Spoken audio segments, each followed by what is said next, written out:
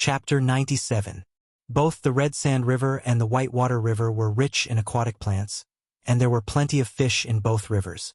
They could completely satisfy the demand for meat in the town. Currently, fishing was far more important than agriculture in Northgard Castle. Although 3 fishermen had died at the harbor last night, they still had to fish today.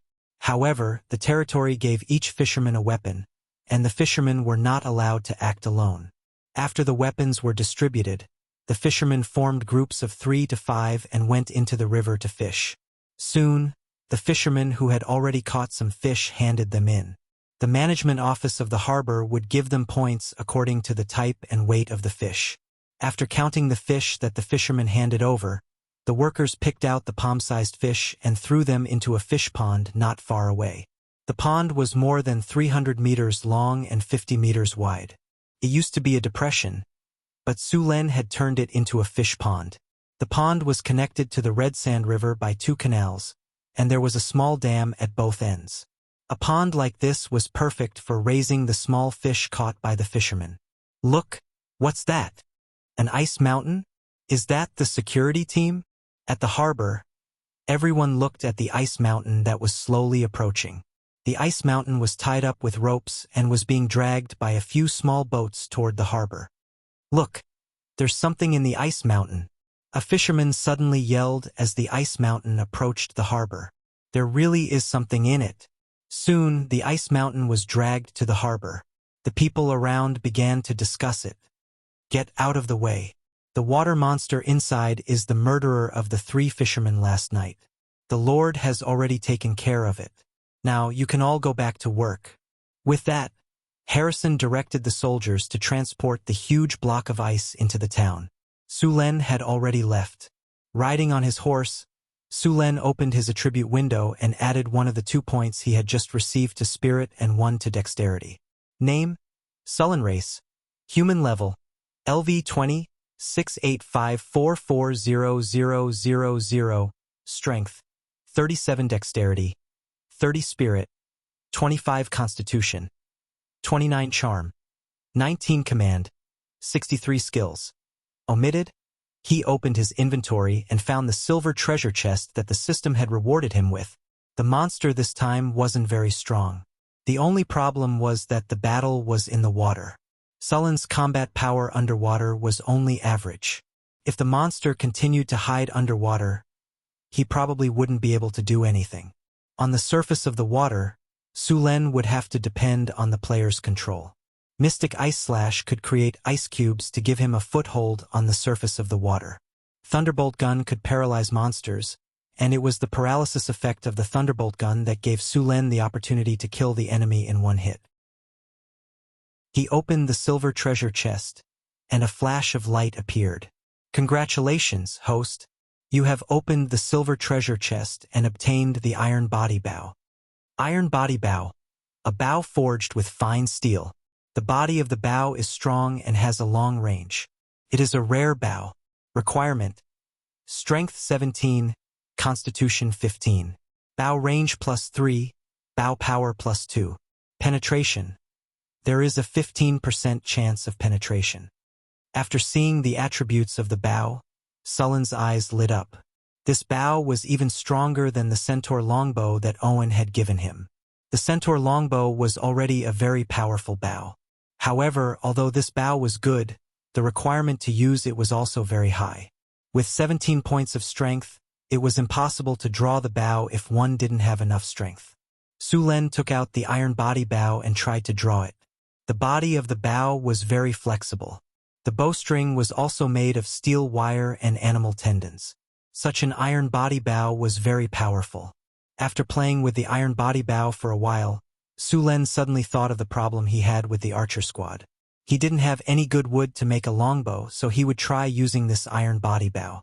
After returning to the town, Sulen first went to find Hathaway. The water monster just now was a demon, but he didn't know this kind of demon. He didn't know the materials on its body, so he planned to let Hathaway handle it. Hathaway had been staying in the laboratory all this time. A lot of materials needed to be processed by her. She was in a state of pain and joy. During this time, She had used more materials to make magic than before. She carefully used a carving knife to carve the claws of the claw demon. The claws of the claw demon were made of 3 metamorphosed bone structures. They were between 30 to 40 centimeters long, and the middle one was the longest. This was the most valuable part of the claw demon. The rest, such as the heart and demon skin, were not that valuable. The claws of the claw demon were natural enchanted weapons. They were harder than steel and very tough. More importantly, they had a natural armor-piercing effect. It was not easy to make them into magic weapons. Hathaway had to concentrate. After carving the last rune with the carving knife, Hathaway breathed a sigh of relief. She took out the potion that she had already prepared. Hathaway poured the potion along the rune that she had previously engraved. She murmured as she poured the potion. A magical power gathered in the laboratory. Soon, this magical power was integrated into the claws of the claw demon under Hathaway's control. A light flashed, and then the light integrated into the claws of the claw demon and disappeared. At this time, the claws on the test bench had changed greatly. They had become a curved knife. The curved knife was about 35 centimeters long.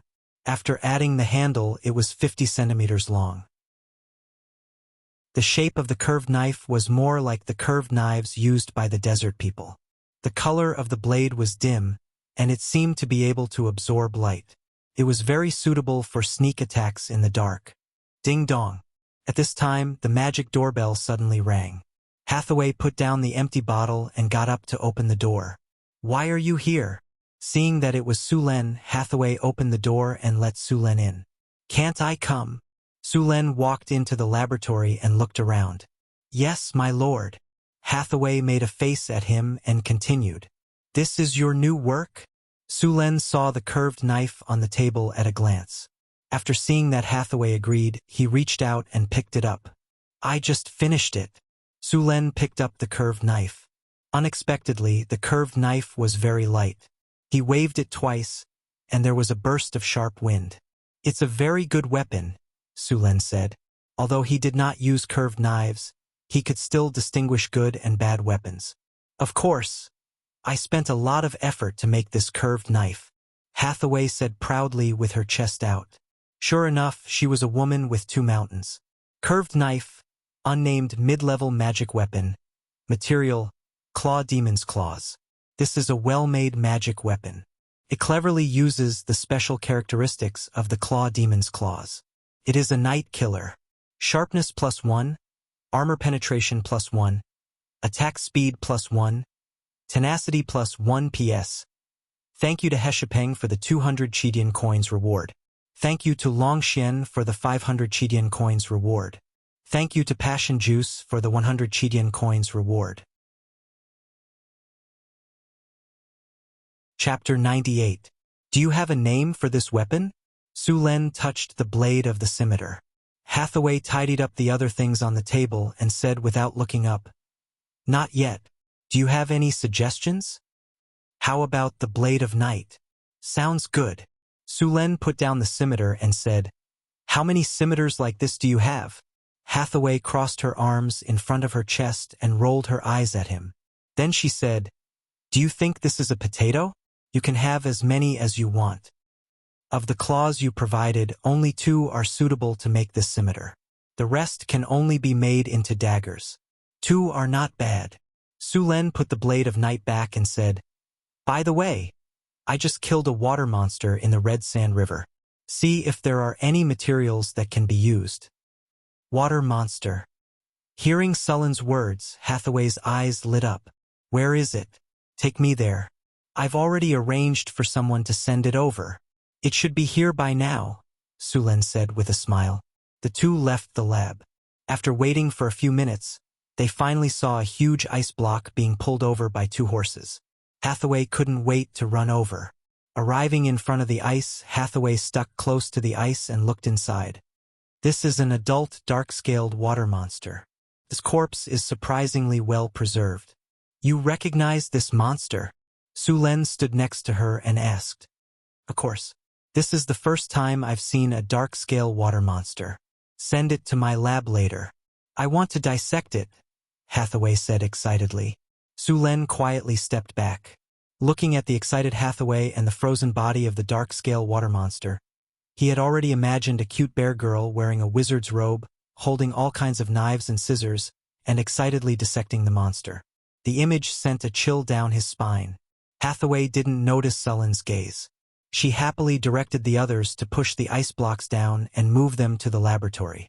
"What's the use of this water monster?" Su Len asked curiously. "The biggest effect of this kind of water monster is that its heart can be used to make underwater breathing potions," Hathaway explained. Su Len was confused. "Underwater breathing potion? This kind of potion isn't that precious, right? Why do you value it so much?" "This kind of underwater breathing potion is not as simple as you think. Ordinary underwater breathing potions have a time limit of about 3 hours. Good potions will last longer, but at most it won't exceed 6 hours. However, the underwater breathing potion made from the heart of the dark-scale water monster is permanent. It's equivalent to permanently fixing the underwater breathing spell on your body. Enchantment? So powerful." Su Len looked at the corpse of the dark-scaled water monster in front of him in astonishment. The effect of this kind of enchantment was very rare. Generally, only powerful spellcasters or some powerful beings could cast it at great cost. For example, beings above the legendary level could choose to permanently spend some mana to enchant others with a spell effect. This kind of enchantment was not something close to them or something they couldn't refuse. Otherwise, very few legendary wizards would enchant others with a spell. After all, they would lose part of their power permanently. Or some demigod or god's blessing, which could enchant others with a spell effect. Very few gods would give blessings. Only some gods chosen could receive this treatment. Under normal circumstances, these blessings from gods were very powerful. To cast these enchantments, one had to be at least at the legendary level, and this dark-scaled water monster had such an effect. Of course, the enchantment of the dark-scaled water monster was very ordinary. It was far less powerful than the enchantments of powerful beings. However, the cost was low, and there were no side effects. Also, underwater breathing was very practical in many cases. In fact, there were still some enchantments in this world. The most famous enchantment was the magic tattoo craft. It was said that this enchantment was invented by the elves. This craft engraved magic tattoo on a person's body. This skill of engraving runes on the body was very powerful. There was a period of time when many wizards shaved off all their hair and engraved magic tattoo. At that time, the Red Robe wizards were the best at this technology.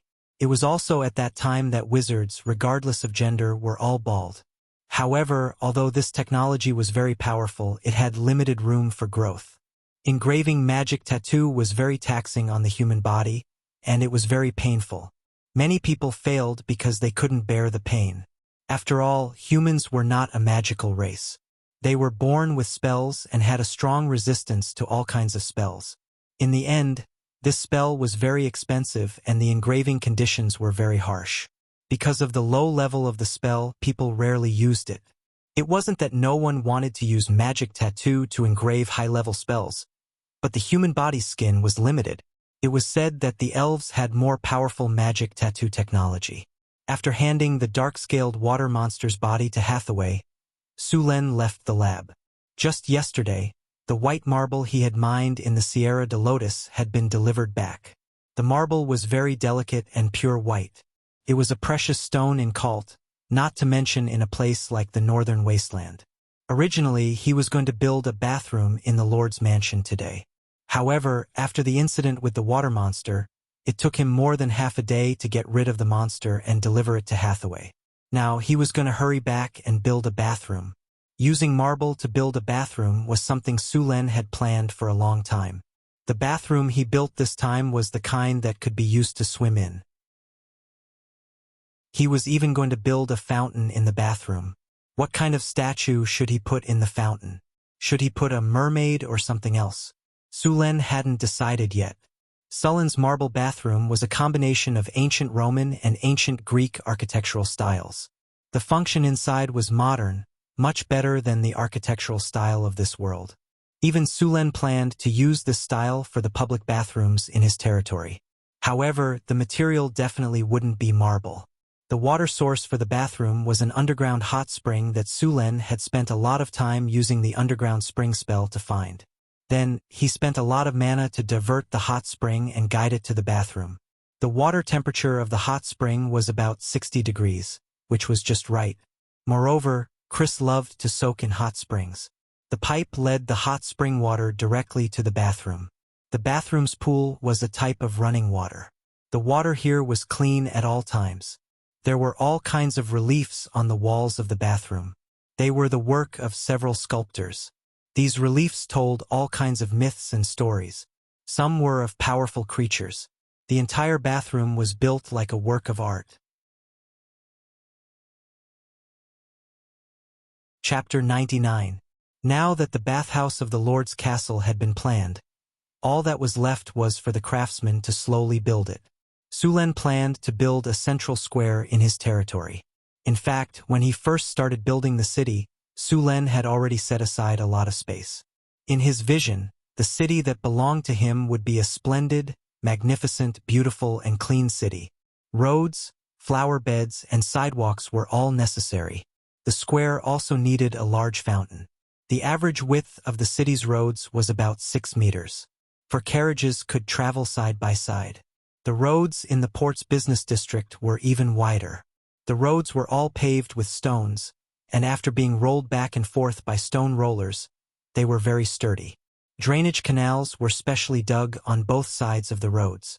The entire city was planned to have a complete drainage system. These drainage canals would uniformly discharge the city's sewage into a specially built septic tank outside the city.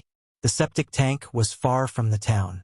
Sulen planned to ferment the sewage and various kinds of feces here, and finally make them into fertilizer for the farms. Since the beginning of the city planning, Su Luan had never stopped the construction of roads. The roads in the town had been almost completed, and the newly built roads in the outer city were still under construction. Now the roads from the town to the port and the glass factory had been completed. However, compared to the roads in the town, these roads outside the town did not have drainage canals. The road that was being built now led to the brick factory. The city's future construction required a lot of bricks and stones, so this road had to be completed as soon as possible. At the construction site in the wilderness, a group of goblins and kobolds were working under the whips of the supervisors. The ground had been marked with white lines. The goblins and kobolds needed to dig 1/2 meter deep in the white lines, and then fill it with soil to make it sturdy. Each layer needed to be rolled back and forth by a camel beast pulling a stone roller. When the ground was flat, they would continue to fill it with soil to make it sturdy. Finally, a layer of stones was laid on the road, and the camel beast pulled the heavy stone roller back and forth. In the end, the road built in this way was very sturdy and difficult to use. Although the construction site was busy, everything was in order. Chris had already divided all the work, and the slaves only needed to work step by step. Ah! Suddenly, a scream rang out in the wilderness. The ground suddenly cracked open, and a dog-headed man was bitten. The terrifying mouth opened like flower petals, and each petal was filled with sharp teeth. The dog-headed man was instantly shredded into mincemeat by the huge mouth. "It's an Ankheg." The barbarian warrior immediately recognized the creature. The slaves were so frightened that they dropped their tools and ran for their lives. 2 barbarian warriors tried to kill the Ankheg, but it quickly burrowed into the ground and disappeared. The 2 barbarian warriors immediately became alert and scanned the ground, trying to find traces of the Ankheg. At this moment, another scream rang out from not too far away. Another slave had been killed. The 2 barbarian warriors rushed over once more, but the Ankhegs were very cunning. They immediately hid themselves after landing a hit. The 2 barbarian warriors' faces darkened after seeing their slaves killed twice in a row right under their noses. They had failed in their duty to protect the slaves. The ground trembled slightly, and in the next second, a terrifying giant mouth suddenly appeared under the barbarian warriors' feet. However, the barbarian warrior's instinct to dodge was not something the goblins and kobolds could compare to. A second before the giant mouth opened, the barbarian was already prepared for it. At the same time, he swung his two-handed axe down. Poochie! Roar! Smelly blood splattered everywhere, and a miserable roar rang out. The barbarian's axe tore open a terrible wound on the Ankheg's terrifying mouth. The other barbarian also cooperated well. He swung his axe horizontally and left a huge wound on the Ankheg's body. A large piece of flesh near the Ankheg's mouth was shaved off, leaving a large hole in its mouth. Roar! The Ankheg tried to escape again after being heavily injured, but suddenly, a green liquid shot out from its terrifying mouth. The two barbarian warriors immediately dodged, and the acid landed on the ground with a sizzling sound. The ground and vegetation were all corroded black. With the help of the acid, the Ankheg managed to escape again. Ankhegs were social creatures, and right after the first one was severely injured, 2 more screams were heard from the surrounding wilderness. 2 more slaves were killed. The surrounding slaves quickly fled in all directions.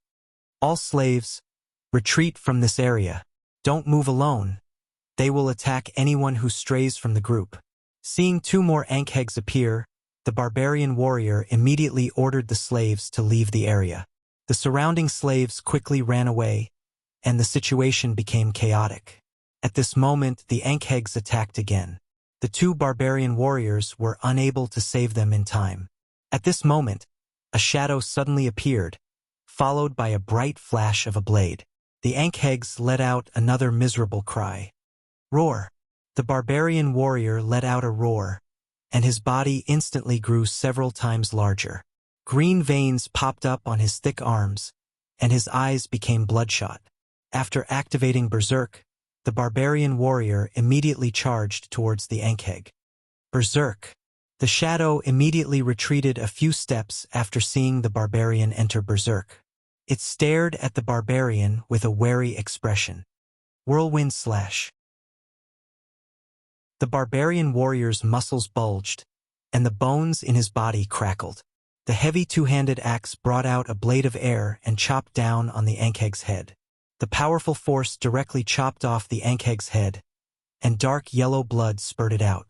The large body of the Ankheg struggled for a few moments before collapsing to the ground.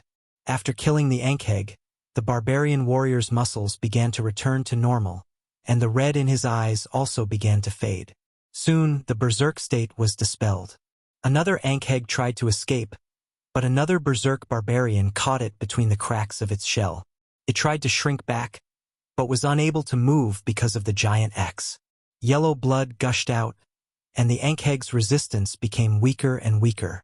It would not be long before it died. Stranger, tell me what you want. The barbarian who was in berserk did not let down his guard because of the help just now. His eyes were fixed on the gray-robed figure. The figure looked thin but was about 2 meters tall. His entire body was covered by a large robe, and even his face was covered. He looked very mysterious.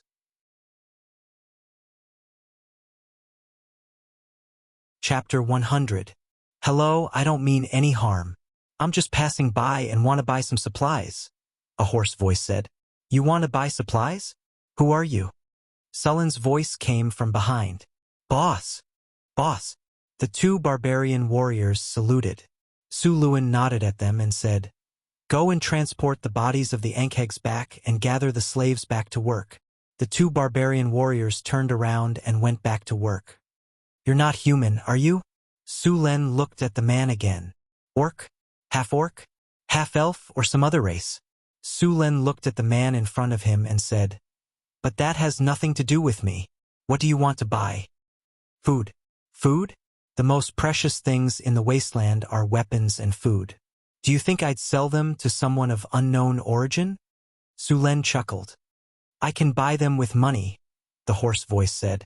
I don't need money. Su Len shook his head. If you don't have a reason to move me, then goodbye. Wait, what do you want? The man hurriedly asked when he saw that Su Len was about to leave. Looks like you're quite strong. You're a rogue, right? I need you to train some scouts for me, Su Len said, staring at him. The man was silent for a moment. Then he continued, You want me to train scouts for you? Nothing else? Of course. You're not worried about my identity. Who are you, a wanted criminal? Sulen spread his hands and said in an unquestionable tone, "This is my territory. I call the shots." "All right, I promise. Now, can you tell me who you are?" Sulen asked. The man hesitated for a moment, then took off his hood, revealing his snow-white hair. Through the hair, Sulen saw his grayish-black skin, slightly red eyes and pointy ears. "A drow?" Sulen said in surprise. Although the man's ears were pointy, they were obviously different from those of elves. "No, half-drow." "Are you a half-drow?" Sulen asked. "You actually came to the surface? Are you still willing to hire me now?" the drow asked. "Are you a defector?" Sulen asked after sizing up the man. Most of the drows believed in the Queen of Spiders, Lolth, the god of conspiracy and fear. She was not a good person. Among the drows, the status of males was almost equivalent to that of slaves, while females were family members, and only female drows could become Lolth's priests. Every drow city would be divided into a dozen or more families according to blood relations, and then these families would plot and assassinate each other in order to gain Lolth's favor. And it wasn't just between families, it was the same within the family as well. Male drows, on the other hand, had very little magical talent, so their status was very low. Even if they died and entered Lolth's divine kingdom, they would become ugly spider monsters or wax demons. Therefore, it was not unusual for drow defectors to appear among the drow race. The half-drow nodded. Sulen glanced at him, then frowned and said, "Who do you believe in?" "I believe in the Dark Maiden," the drow said in a hoarse voice. "A believer of the Dark Maiden." Sulen was interested. In the belief of the drows, the Dark Maiden was the only god of the good camp. The Dark Maiden Elizabeth was the daughter of the Queen of Spiders and the main god of the elves. But she was different from her mother. She was a goddess of the good camp. In addition to protecting all the good dark elves, she also protected the drows who hoped to return to the surface world and live peacefully. It was just that most drows hated her, so among the drows she had very few believers. And because of history, the surface races were not very friendly to the drows, and those who came to the surface did not have it easy either. If I remember correctly, the Dark Maiden has fallen. You escaped the encirclement and suppression of the Queen of Spiders? How many people are left now? Hearing Sulen's words, the drow in front of him showed a serious sadness, but he did not say the situation of his tribe. Obviously, he did not trust Sulen. "Well, since you don't want to say it, then forget it." Sulen shrugged, then took the drow to the town. These drows who returned to the surface did not have an easy time. Without the protection of the Dark Maiden, their priests lost most of their ability to cast spells. In the face of the pursuit of the priests of the Queen of Spiders, they suffered heavy casualties. These drows had mixed blood with humans in order to adapt to the surface. They migrated to many places before finally finding a little living space in this endless wilderness. However, the fertility rate of the elves had always been very low, even for the drows. There were many battles in the wilderness. After losing the god of their faith, many of these drows lost their ability to cast spells. Then, they lost little by little in various battles. It was likely that there were not many drows left in this tribe. The wilderness lacked weapons, food, and all kinds of materials. There were also various magical beasts and other tribes. Even though the drows were very strong, and there were a few warlocks, they were still getting weaker and weaker in all kinds of battles. After hearing that there was a human town here, the drow in front of him planned to secretly buy a batch of materials to help the tribe through this difficult period. But obviously, Sulen was not so easy to fool. In the end, he could only promise Sulen to train soldiers for him in order to get some materials. These drows were not weak. According to the human classification, the drow in front of him was a knight. In the beginning, only the leader of the barbarians, Johnson, was a knight. More importantly, this drow was a rogue, proficient in detection, assassination, and other skills. He might not be as good as Johnson in a frontal battle, but in a sneak attack, the loser would most likely be Johnson. Of course, that was the former Johnson. Now that Johnson's strength had reached the level of a knight, he could easily defeat him. "What's your name?" Sulen asked. "Aiton," the drow said. Sulen nodded. Aiton, how much food and materials do you need? I will sell them to you according to the market price. Of course, you need to stay here and train the scouts for me. How are you going to transport the materials back? The materials need to be placed in a designated location. I will inform my people to come and transport them, Alan said. Okay, you choose the location. Just tell me when the time comes. I will send someone to deliver the materials.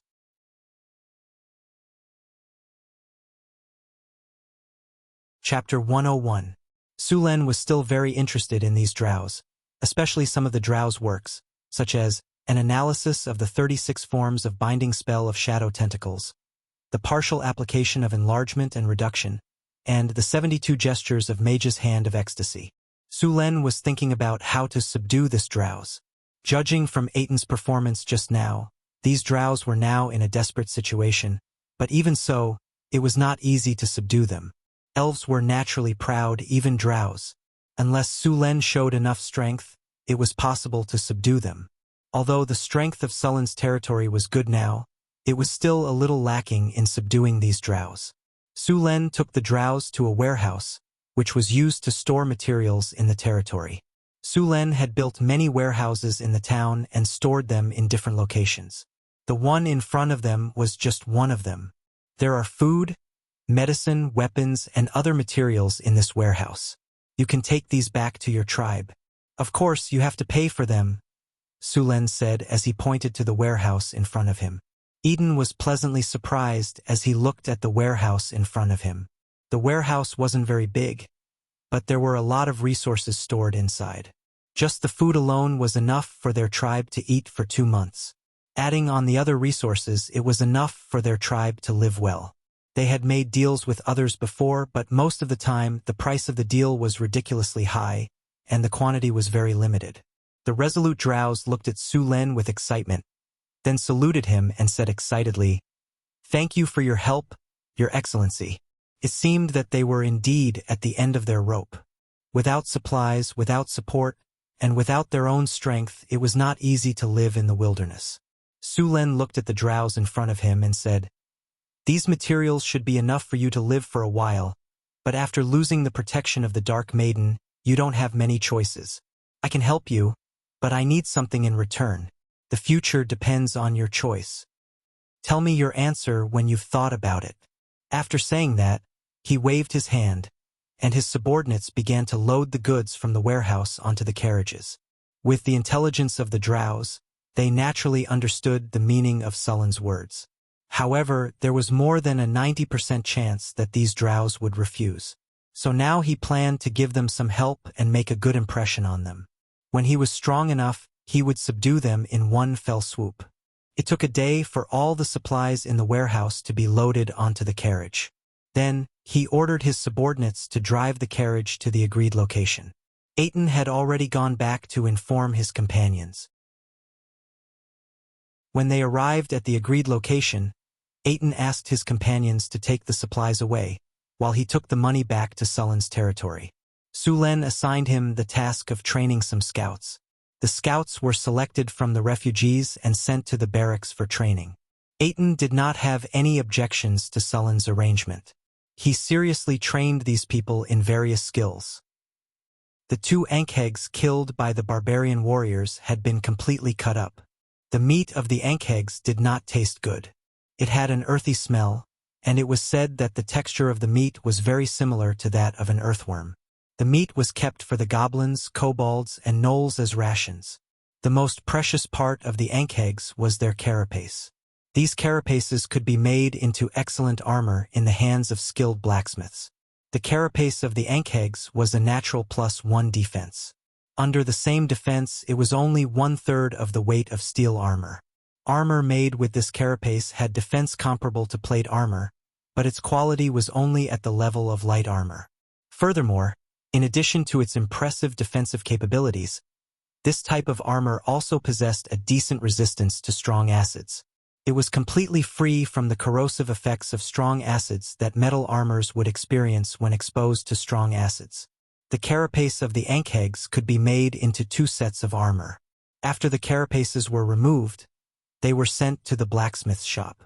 Bruce's blacksmithing skills were the best in Sullen's territory. After spending some time forging weapons, Su Len had bought him a blacksmith's book from the shop, which greatly improved his blacksmithing skills. He was also the only blacksmith in the territory who could forge these carapaces. Ankhegs were social creatures and had a strong sense of territory. Although 2 of them were killed last time, there were still some that escaped. Ankhegs looked like earthworms, but they had more legs than earthworms. They could reach up to 10 meters long and could sense their prey through the vibrations of the ground. They had a terrifyingly large mouth that could swallow an adult in one go. Their teeth were so sharp that they could easily bite through trees, and even steel would not be able to withstand a few bites. They could also produce strong acid, and when they attacked, they would spray their enemies with acid.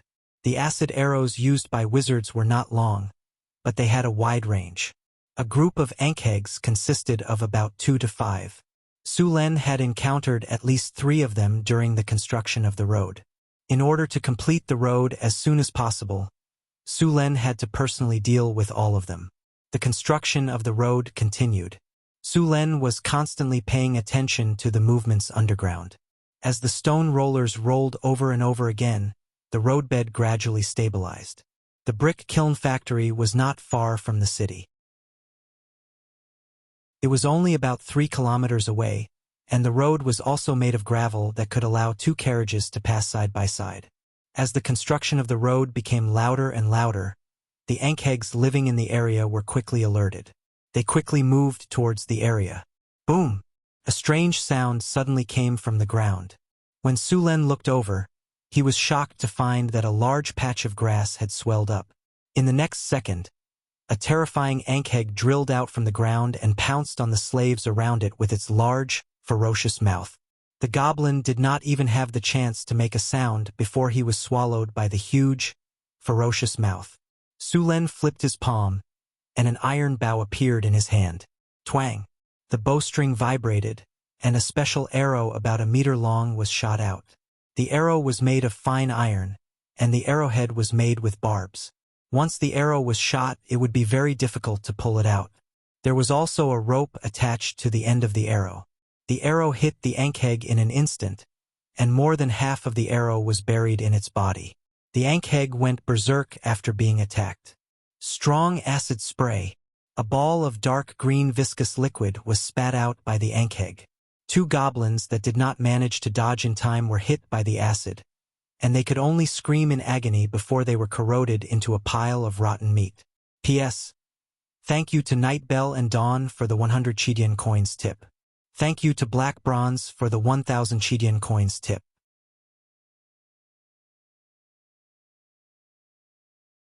Chapter 102. The surrounding goblins and kobold slaves scattered in all directions. Not far away, a barbarian warrior raised his 2-handed axe and leaped 3 meters into the air before swinging it down heavily on the Ankheg. Slash! Blood and flesh splattered everywhere as the Ankheg let out a blood-curdling scream. It shook its head in an attempt to knock the barbarian away, but the barbarian retreated and swung his axe horizontally. A large gash appeared on the Ankheg's wrinkled skin, and yellowish blood gushed out. The Ankheg twisted its body in an attempt to escape, but it felt a sharp pain when it was halfway through the wound. His body was being pulled by a huge force. The barbarian grabbed the rope and pulled hard. The barbed arrow that was deeply embedded in the Ankheg's body was hooked onto its flesh, and it could not escape no matter how hard it struggled. The Ankheg struggled madly, its dozens of legs flailing wildly and stirring up the soil around it. Su Len took out a spear from his storage space and leaped high into the air before thrusting it down. The 3-meter-long spear penetrated the Ankheg's body through a gap in its carapace and into the ground. The huge Ankheg was nailed to the ground by the spear. After receiving a fatal blow, the huge body of the Ankheg twitched a few times before collapsing weakly on the ground. Su Len stood on the huge body of the Ankheg and pulled out the spear. He shook it casually, and the blood on the spear dripped down. Move the body of this Ankheg back. Understood, boss. Ankhegs were social animals and had a strong desire for revenge. Just like wolves, they would definitely come back for revenge since they did not kill all of them last time. Just as Su Len ordered his men to pull out the body of the Ankheg, a soft sound came from the ground beneath their feet. Crack! The strange sound came from the ground, and the soil suddenly sank. An Ankheg opened its ferocious mouth and attacked Su Len. Just as the Ankhegs burst out of the ground, Su Luen's figure flashed and dodged them. Acid spit. Fortunately, there was no one around Su Len. The green, sticky acid completely missed its target. With a sizzling sound, the ground and the surrounding weeds were corroded by the acid and turned black. Another one. Su Len charged at the Ankheg with its spear, its ferocious mouthparts biting at Su Len. However, the Ankheg had met its match this time. The 3-meter-long spear smashed the Ankheg's ferocious mouth into the ground. With a light tap of his feet, Su Len arrived on top of the Ankheg's head. The previous heavy blow had left the Ankheg dizzy and unable to resist. Sullen's spear pierced the Ankheg's brain through a gap in its carapace. The carapace on the Ankheg's head was the best, and he did not want to damage it. While one of the Ankhegs attacked Su Len, another one lurking underground attacked a barbarian warrior. It spat acid at the warrior's head, followed by a biting attack. In order to deal with the Ankhegs, Su Len had prepared a special shield. When he saw the acid coming at him, he immediately used the shield to block the splashing acid. He then rolled to the side and dodged the Ankheg's attack. The kobold slave beside him was not so lucky. A large amount of acid sprayed at it, and the sizzling sound of its flesh being corroded was excruciating. In just a few breaths, half of its flesh was corroded, revealing its white bones. Soon it was dead. There was a huge wound on the Ankheg's mouth. It was the one that had escaped last time. The last Ankheg had also appeared. It's the one that escaped last time. But this time you won't have the chance to escape. The barbarian warrior obviously recognized the Ankheg. With a roar, the veins on his body bulged, his muscles bulged, and his skin turned red. The large Ankheg was not agile. The barbarian warrior circled around it and attacked it continuously. Soon, the weakest parts of the Ankheg's body were covered in wounds. Yellow blood flowed out, making the Ankheg look extremely miserable. At this time, Su Len had already killed the other Ankheg. The heavily injured Ankheg suddenly screeched and waved its limbs wildly as it burrowed into the ground. Su Len looked at the Ankheg that had burrowed into the ground and smiled. He pressed his palm on the ground, and a surge of energy flowed from his body into the ground. He then continued to dig deeper into the ground and soon found the Ankheg that was escaping. After finding the target, Su Len directed the flow of water. Gushing spring. Under the guidance of Sullen's energy, the strong flow of water instantly exploded. The water broke through the soil and rocks, and the Ankheg that was escaping underground suddenly felt the soil beneath it being pushed up. The huge flow of water directly pushed the Ankheg's body out of the ground. The Ankheg was pushed 10 meters out of the ground by the flow of water, and then it crashed to the ground. The Ankheg's already heavily injured body became even more serious. Its internal organs were severely damaged from the fall, and yellow blood continuously flowed out of its body. More than a dozen of its limbs swayed weakly, and its speed became slower and slower. After a while, it stopped moving. With the death of the last Ankheg, all the Ankhegs in the area were wiped out. Su Len arranged for some people to collect the slaves, and the 3 Ankheg's corpses were transported back to the town with the others. The hardest part of an Ankheg's carapace was its head. The carapace on its back was slightly weaker, but it was more suitable to be made into shields. The carapace of an Ankheg could be made into about 10 shields. After killing all the Ankhegs, the materials obtained could be used to make 50 shields and 5 full-body armors. The huge Ankhegs had a lot of meat. Although they tasted bad, the goblins and kobolds did not mind. It was good enough that they had something to eat. The Ankhegs were cut off and made into jerky for them. An Ankheg weighed about 5 tons. After removing the carapace and innards, there were still 3 tons left. 5 Ankhegs weighed 15 tons in total, which was enough for the slaves to eat for 2 to 3 months. Although Ankhegs were magical beasts, they did not have much use for wizards. The only thing that was valuable was the acid sacs in their bodies. The acid sac stored a lot of acid, and for wizards who had not learned the material exemption ability, the acid sacs were very good materials for casting acid splash and acid arrow. The best material for acid arrow was the venom sacs of wyverns. But it was important to note that ankhegs were only mid-ranked magical beasts, and that was because they lived in groups. If it were wyverns, unless they were attacked by a grand wizard or above, they would just be courting death. Wyvern's poison could easily corrode metal armor. If one's constitution was not strong enough, they would be killed instantly. P.S. Ankheg, pack magical beast. Strength, 22. Spirit, 8. Vitality, 25. Agility, 9. Charm, 4. Specialty, natural armor, sturdy, underground stealth, listen, vibration perception. Skills, acid spray, bite attack.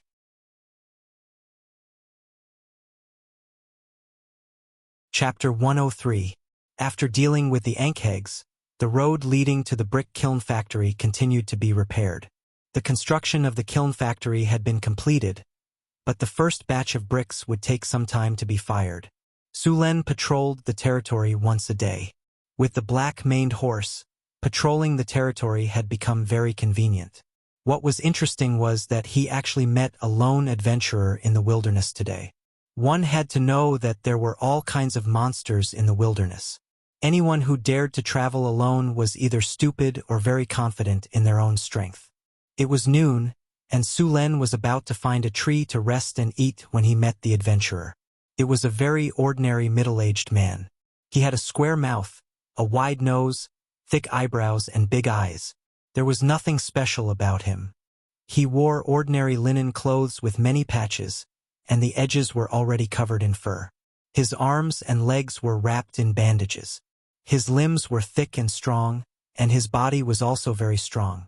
This kind of body was very suitable for heavy infantry. When Sulen saw him, there was already a mauler bear lying nearby. The creature that had made Hathaway suffer had become someone else's prey.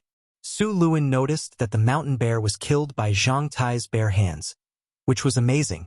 Although the mountain bear was just a knight-level creature, if a knight fought it with bare hands, he or she would be killed by it in a few seconds.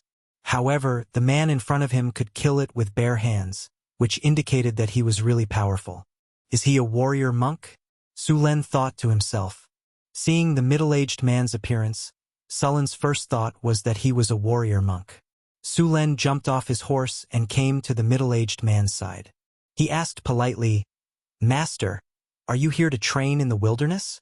The middle-aged man nodded solemnly but did not say anything. Martial monks had many commandments, one of which was silent meditation. Every time a martial monk received a commandment, their strength would increase. The more commandments they received, the more powerful the martial monk would be. Basically, all warriors monks did not use weapons, except for some special gloves. They also did not wear armor, but this did not mean that they were weak. In fact, the elemental resistance of a warrior monk was very high. They relied on their hands to fight. Although they did not use weapons, they had special techniques that could release powerful destructive power. The most typical one was penetrating force, which was a bug-like existence. It could ignore any armor and directly attack the human body. It was very similar to the effect of hitting a bull through a mountain in the novels of his previous life. There was also the inching forward attack, which was also very strong. It gathered all the power into one point and then exploded in an instant. Most of the time, martial monks would go to the wilderness or other places with harsh environments alone to temper their will. At the same time, they would comprehend the power of nature or the unity of man and nature. Speaking of which, this class had the strongest willpower among all the classes. They were almost immune to most charm spells and mind spells. After experiencing all kinds of cruel tempering, their willpower and beliefs were incomparably firm. Legend has it that legend rank monks can ignore the charm of the succubus queen Mechanut. She is the succubus queen, a legendary existence that can charm gods and make gods fall. From this, it could be seen how perverted these guys were. It was not difficult to become a martial monk. The strength of a martial monk was related to the number of precepts they had received. For example, the advanced class of martial monks was called ascetic monk. The requirements of this class could be said to be abnormal. They were required to completely give up all worldly wealth, fame, and all kinds of material comforts. They did not use any weapons or extraordinary equipment. At the same time, they often went to places with harsh environments to practice and temper their will. These ascetic monks were also the most powerful group of martial monks. After Sulen learned of this class, he directly stayed away. In his mind, if obtaining great power was not for a better life and enjoyment, then what was the use of this power? What was the use of this iron staff? Becoming an ascetic monk was indeed very powerful, but once he violated the precepts, a part of his power would disappear. If he wanted to recover, he would need to undergo another redemption ceremony. Many martial monks gave up in the process of receiving the precepts. Not everyone had the perseverance to give up all kinds of material comforts. For these people, Sulen was still very respectful. These people's will and beliefs were too strong. The martial monk used the mountain bear to exchange some dry food with Sulen. It was not that martial monks did not eat meat, but they did not eat meat when they were practicing. They only drank water and ate some simple dry food. As long as this practice was successful, the strength of the martial monk would be improved by leaps and bounds. If the profession that wizards hated the most was rogues, then the profession that they did not want to face the most was the martial monk. At most, rogues would do some petty theft. They would steal things from the wizard tower when the wizard was not at home. As long as there were enough hidden magic traps, these thieves would die miserably. But martial monks were different. High-grade martial monks had amazing resistance to all kinds of spells, and the attacks of martial monks could directly pass through the magic shield. Facing those martial monks, even high-grade wizards would have a headache. After Sulen had a meal with him, he left with the mountain bear. Originally, he wanted to invite the martial monk to his territory as a guest. After all, many of these martial monks were fighting masters. If he could learn some skills from him, it would be very helpful to improve his strength. Unfortunately, the martial monk refused Sulen's invitation. He had already started practicing, and going to Sulen's territory would affect his practice. When they were cultivating, they would not go near crowded places. In their opinion, crowded places had too much mortal aura, which would affect their communication with nature. At that time, Sulen wanted to say that the highest level was to train one's mind in the mortal world. If one could understand nature and train one's will in the mortal world, then one would be a real master. But after thinking about it, he held back. What if he fooled the martial monk? After returning to the camp, he went to the barracks. In the barracks, the drow Aten was training new recruits. According to Sulen's request, Aten was teaching these new recruits to become qualified scouts. "Pay attention to your feet," Aten said in a low voice, and then said, "As a scout, you must pay attention to your feet because you need to often go to dangerous areas. There are many traps in many places. Once you make a mistake, it means that your life has entered the countdown. The enemy will not give you a second chance. Look carefully, your footsteps must be light and alert at all times.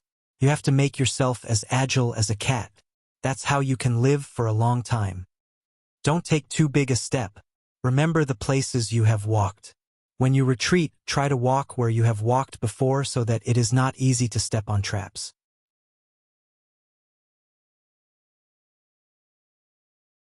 Chapter 104. The weapon in your hand is your only guarantee. Hold it tight. You need to use it to protect yourself at critical moments. Aten was training a recruit seriously. Even when Sulen arrived, he was not distracted at all. However, the recruit was distracted when he saw Sulen. He was then smashed to the ground with a wooden stick. If you were on the battlefield just now, you would be dead. You can't be distracted in battle. You don't have a second life to make up for your mistakes. "I'm sorry, instructor." The recruit ignored the pain and got up from the ground. His expression became serious and he started training again. Perhaps in front of the Lord, the young man wanted to show off. This time, his attacks were much fiercer. Aten was still calm. He blocked and instructed, You can't be impatient at any time. Look at other people's attacks clearly. Don't rush to attack. When facing attacks, you have to learn to dodge. Scouts don't have shields, but that doesn't mean they can't defend. You have to learn to parry with weapons. Don't worry about the means in close combat. The recruit had just parried the wooden sword when he was kicked in the crotch by Aiton. It's not only swords that can threaten you. Enemies on the battlefield will do anything. The poor recruit lay on the ground in pain. Fortunately, Aiton had restrained his strength. Otherwise, it would have been a complete loss. Stand up. Although the cruel training method made these recruits suffer, it also allowed them to grow quickly. Well, today's training will end here. If you want to become a qualified scout, you still need to learn a lot. Remember to practice more when you go back. Aiton threw the wooden sword on the weapon rack and walked to Su Len. Monseigneur, you're here, the drow said respectfully. Yes. Su Len nodded and pointed to the young man who was leaving. How's the training going? Monseigneur, although they learn quickly, their strength is still far from enough.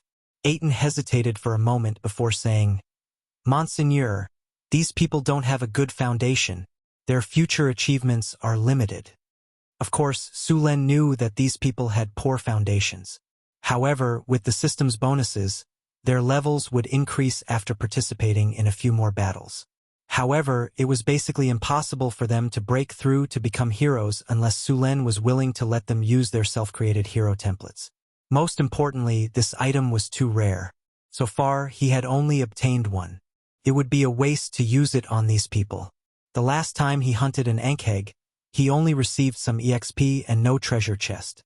After the water supply system was completed, the construction of the public baths in the territory was also completed.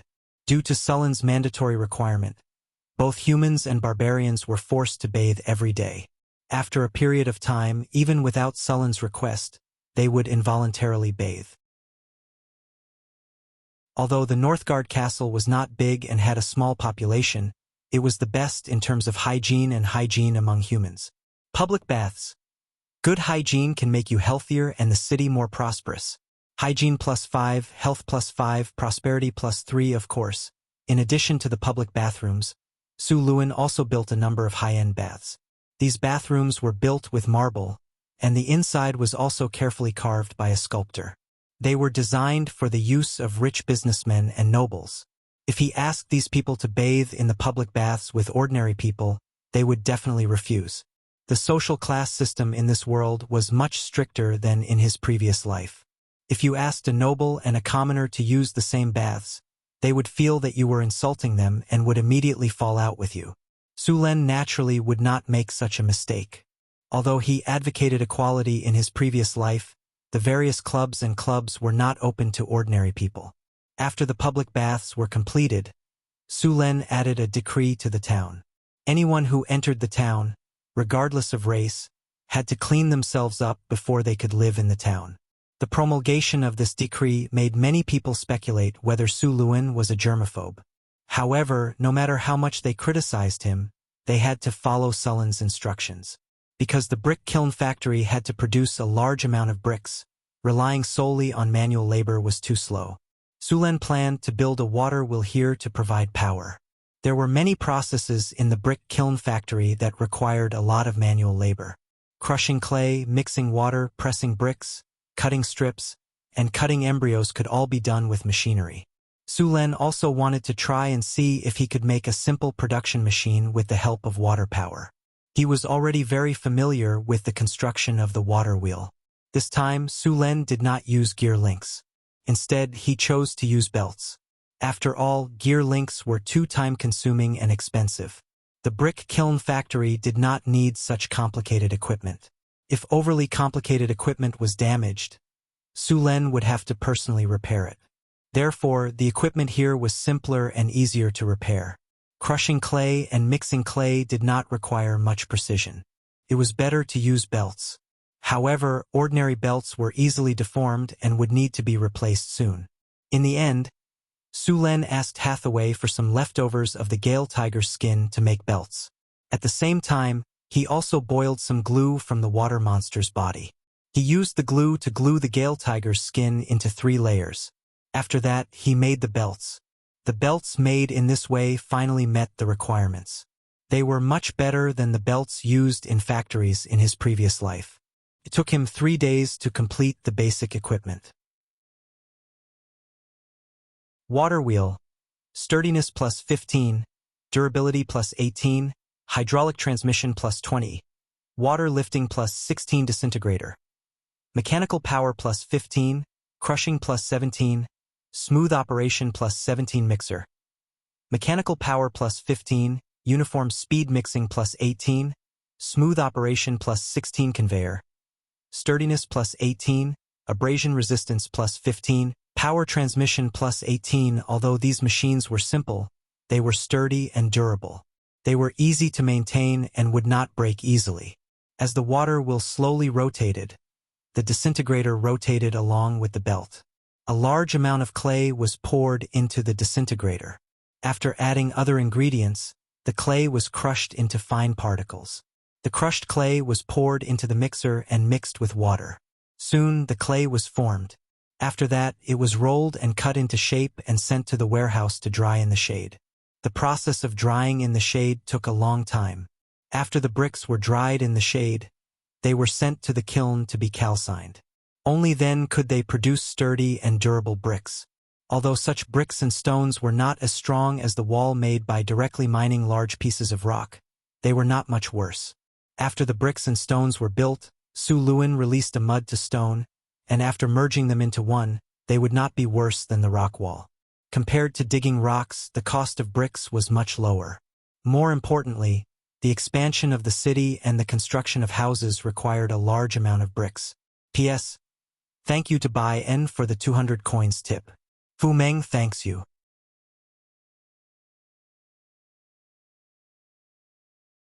Chapter 105. The houses in the town were no longer built using bricks. The houses that were built this way did not look good.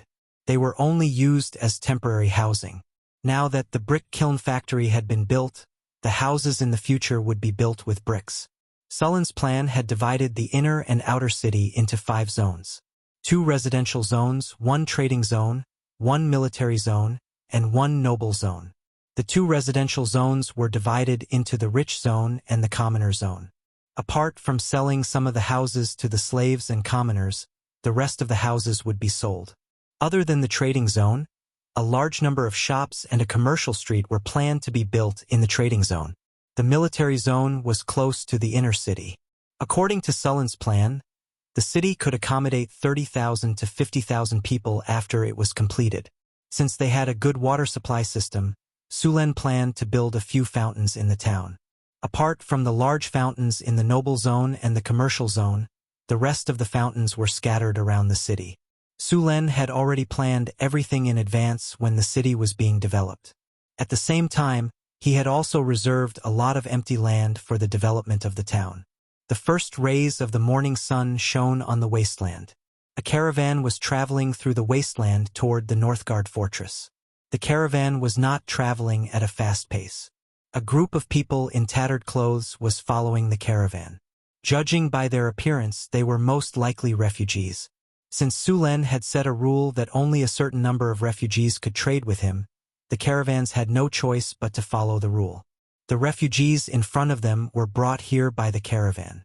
In order to ensure that the caravan would not be half-hearted, Sulen rewarded each refugee with a kinner. Daddy Khan, when will we arrive at the Northgard fortress? A skinny boy who looked like he was only 13 or 14 years old asked the middle-aged man leading the caravan. Little Kevin, go back to the team and don't run around, the middle-aged man said. The middle-aged man said, this is the wilderness. There are goblins, kobolds, and gnolls who eat humans everywhere. Their favorite food is tender children like you. Daddy Khan, I've grown up. I'm not afraid of those stinky goblins, kobolds, and gnolls. Little Kevin said while waving his little fist. Is that so? Little Kevin has grown up. Khan smiled and patted his head with his big, rough hand. Daddy Khan, don't touch my head. I'm not a kid anymore, Kevin said unhappily. Good, good, good. Little Kevin has grown up. Father Khan, you still haven't told me how long it will take for us to reach the Northgard fortress, asked Kevin.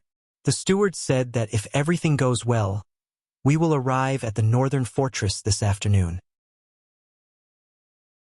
The middle-aged man looked at the caravan and said, when we arrive at the northern fortress, we can eat our fill. Little Kevin won't have to starve.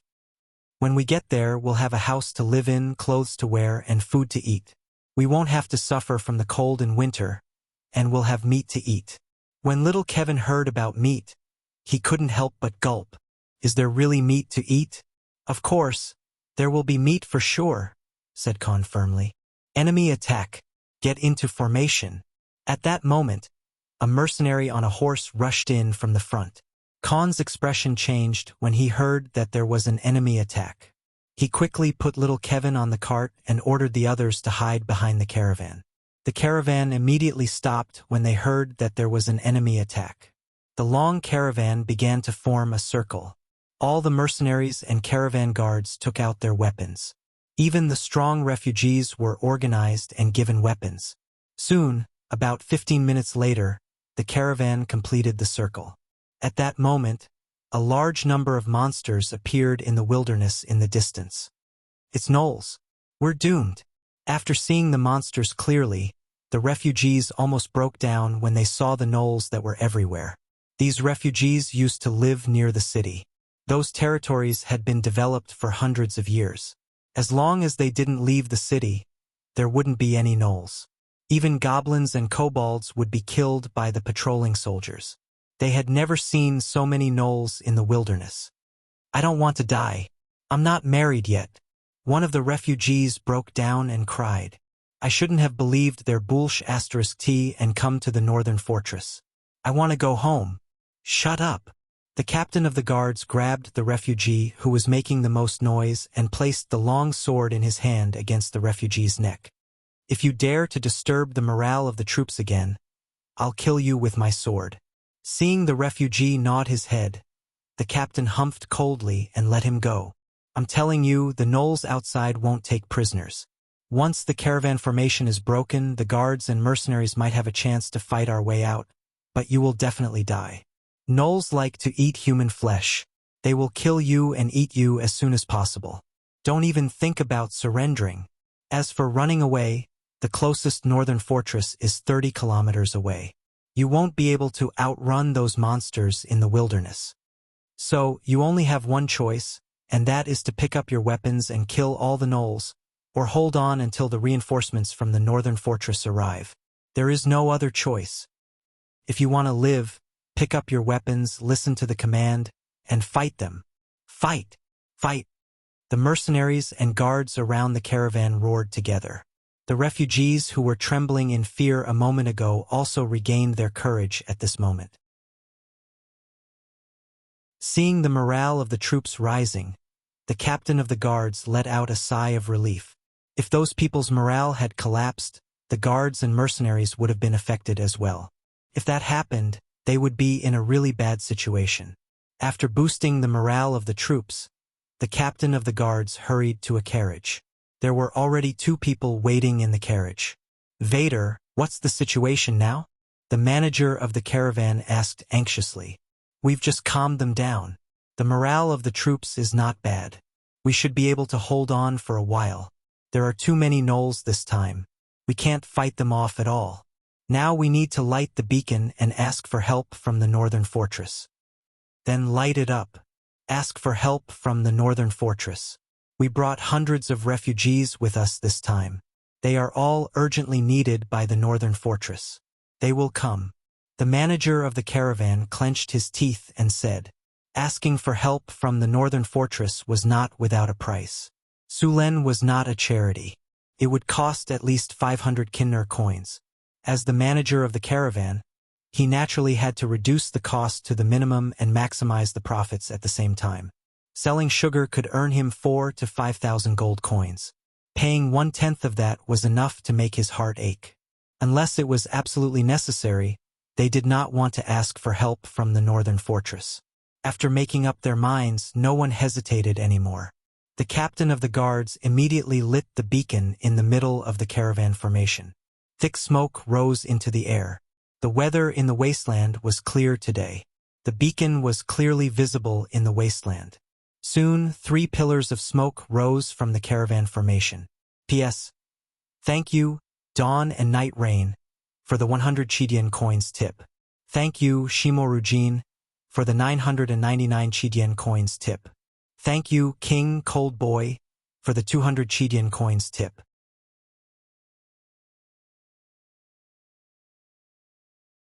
Chapter 106. Sullen's territory spanned 20 kilometers. In order to give early warnings, he had set up a few beacon towers around his territory and arranged for people to watch over them. Every day, the soldiers would pass by the beacon towers when they patrolled, and they would light up the beacon as soon as they discovered any enemy. There's a situation. There was nothing in the open wilderness. Standing on the beacon tower, they could clearly see the 3 beacons in the distance. That direction should be the caravan calling for help. Light the beacon. Soon, the beacon tower lit up, and the patrolling barbarian guards gathered at the beacon tower. Sulen, who was patrolling the territory, also hurried over. Soon, Sulen met the patrolling barbarian warriors at the beacon tower. Boss, the caravan must be in danger, and lit up the beacon to ask for help. Johnson, who had arrived earlier, said, "Bring some people to rescue them." Sulen looked at the distant beacon and ordered, "Be careful on the way. Don't get ambushed." "Don't worry, boss." Johnson grinned and led 20 barbarian warriors to help.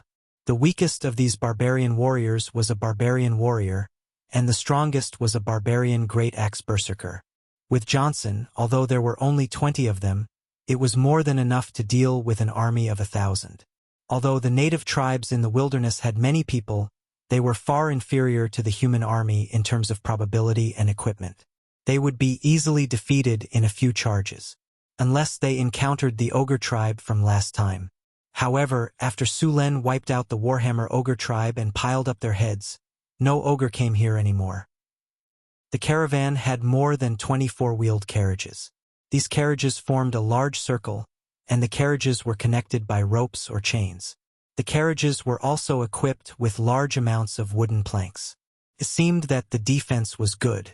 Behind the circle of carriages, the refugees held spears, and the caravan guards and mercenaries were next to them. With a roar, hundreds of gnolls began to attack, followed by a large number of gnomes and kobolds. The monsters rushed to the front of the carts in a mess, and a rain of arrows shot out from the carts. A dozen of these monsters without armor were killed, but compared to the army of monsters, they were insignificant. The mercenaries relied on the carts to resist. These mercenaries cooperated well with each other. Kobolds and goblins were stabbed to death in front of the carts, and arrows were shot out from the carts. Soon, the carts were filled with monster corpses. However, in the face of such casualties, these monsters did not retreat at all.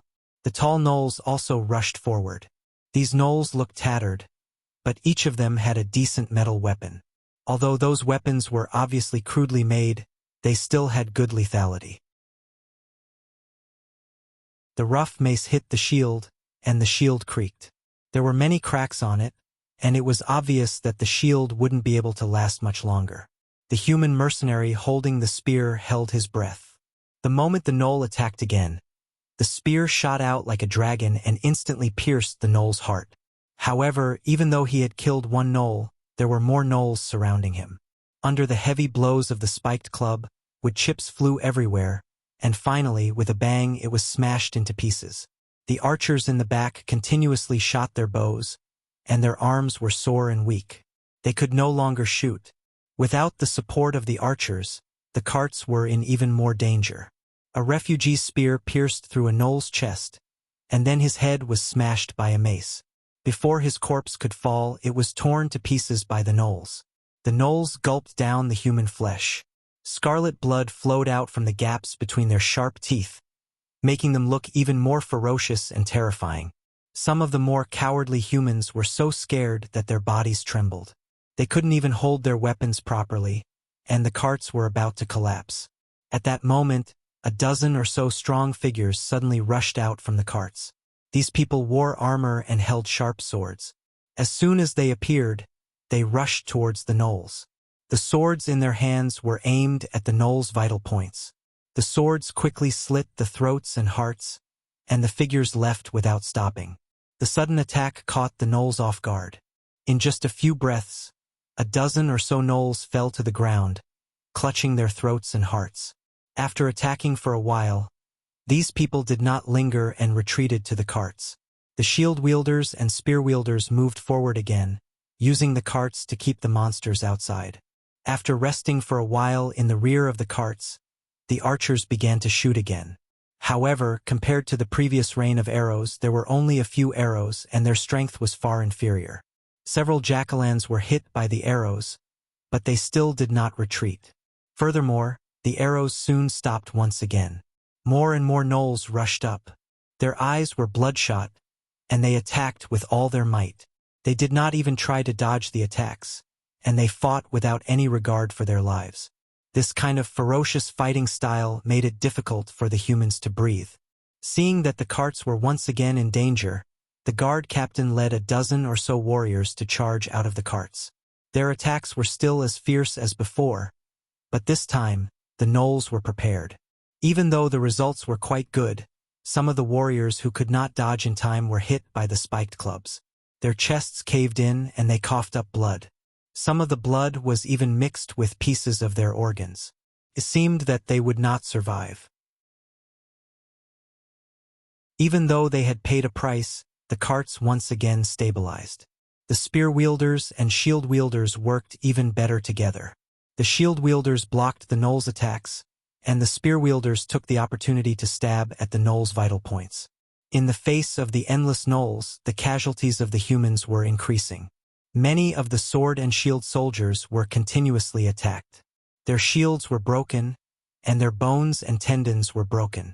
Some of the gnolls threw away their weapons and jumped over the carriages, trying to bite the enemy. However, most of them were stabbed in the chest by the warriors in the carts, and their heads were cut off. Under the gnolls' reckless attacks, the humans were completely suppressed. Even if the guard captain led the warriors to charge again, the effect was very limited. Even though they killed some gnolls, a few more warriors were killed by the gnolls without caring about the casualties. The boards on the carts were all shattered, and the chains used to connect the carts were violently cut off. The wooden stakes used to fix the carts were all broken. Seeing that there was hope for victory, the gnolls' morale became higher and higher, while the humans in the carts looked desperate.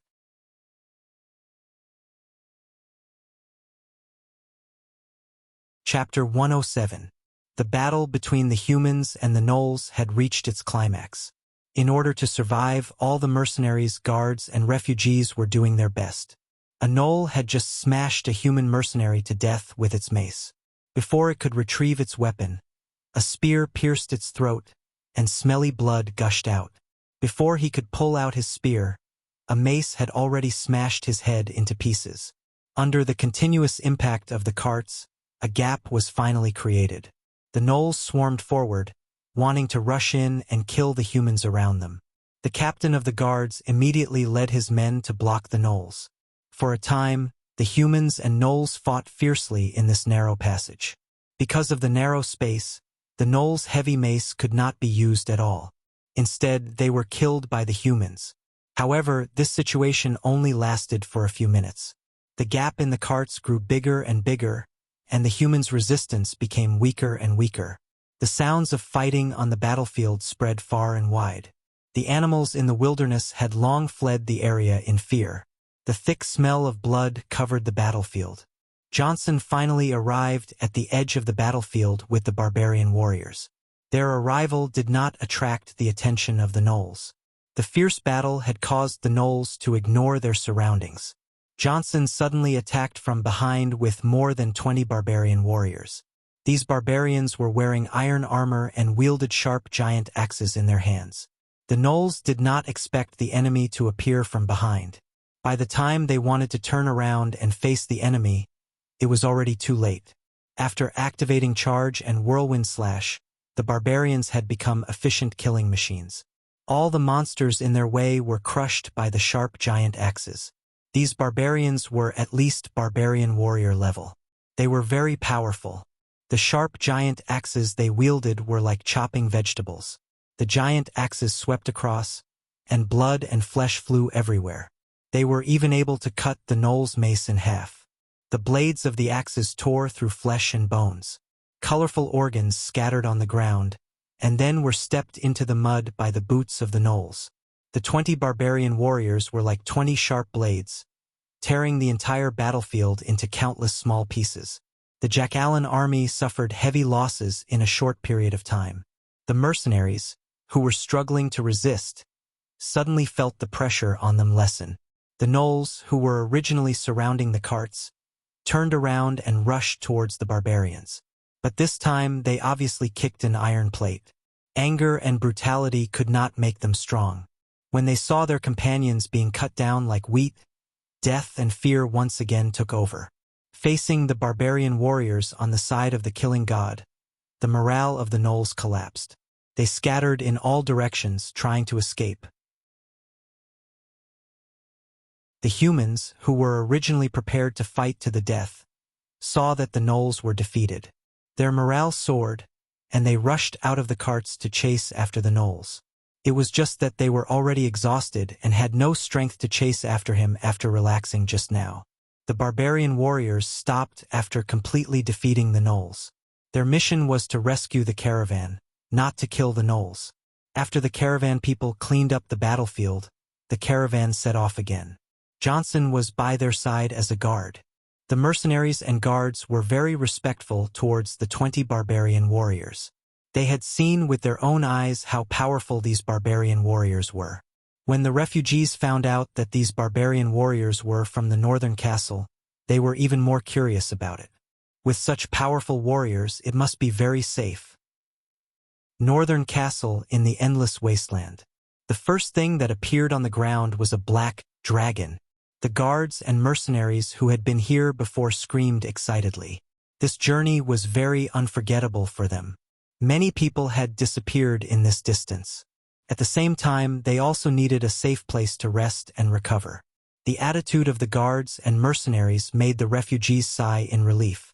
In order to survive, they dragged their families and risked their lives to cross the 300-mile wasteland. Now they were finally at the end.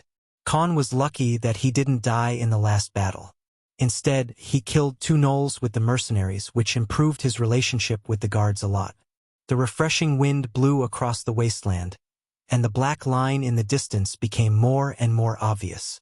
Soon they found a neat gravel road under their feet. The road snaked all the way to the town in the distance. Large tracts of farmland began to appear. At this point, they could finally clearly see the long dragon crawling on the ground.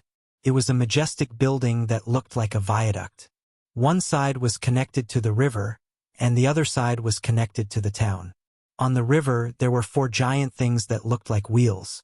Everything in front of them was very shocking to the refugees who had lived in the northern provinces since they were young. The vision of the civilians in this world was very limited. Many of them had never been more than 30 kilometers away from a village in their entire lives. When they saw such a majestic building in front of them, they were all shocked. The Northgard fortress appeared on top of the mound. It wasn't a big place, but the environment was astonishing. Thousands of goblins, houndhead men, and gnolls were working under the whips of the overseers outside the fortress. The invincible aura they exuded fascinated the refugees. The closer they got to the Northgard castle, the more shocked they felt. Those ferocious gnolls, goblins, and kobolds were as small as dust under their feet. We'll be there soon. After fighting together, the guards of the caravan had become a lot more familiar with Khan. They looked at this rough-looking man and said with a smile, "When you get to the town, someone will make arrangements for you. As long as you work hard in the Northgard castle, you will have enough to eat. If you work hard for a few years, you can buy farmland and a house. The Sulen Monsignor is a powerful and benevolent noble. You don't have to worry about your safety here. However, you have to be careful. There are a lot of rules here.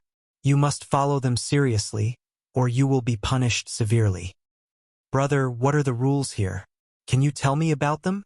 Khan said worriedly. "It's nothing, actually. The Lord here is a little obsessed with cleanliness. He says that everyone has to pay attention to hygiene, bathe frequently, and don't litter or pee anywhere.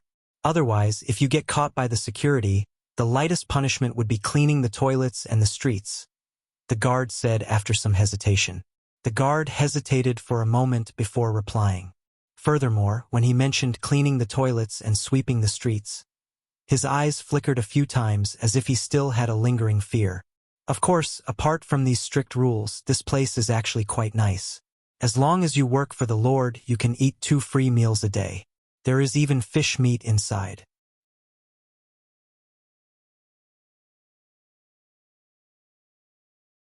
Chapter 108. Fish? Is there really meat? Khan said in surprise. Of course, the guard said with a smile.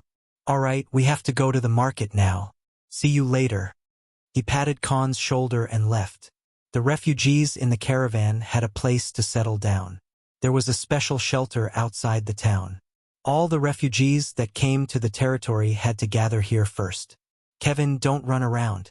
Follow me closely, Khan said to the boy behind him.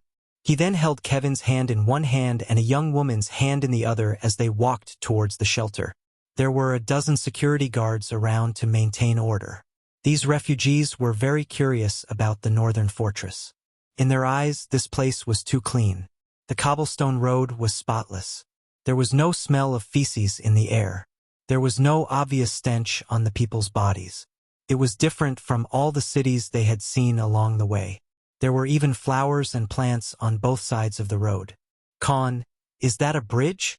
The girl asked as she pointed at the aqueduct not far away. I don't know. The bridge should be on top of the river. It's too majestic. The most eye-catching structure in the northern fortress was the aqueduct.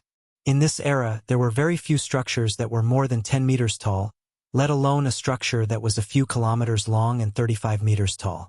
In the eyes of the refugees, it was a miracle. As they walked along the flat gravel road, there were many people observing this group of refugees. However, no one disturbed them because they also had their own jobs. If they were found to be lazy, then their points would definitely be deducted. Their points were related to their future farmland and housing. They could not afford to be careless. Khan and the others soon arrived at the refugee shelter.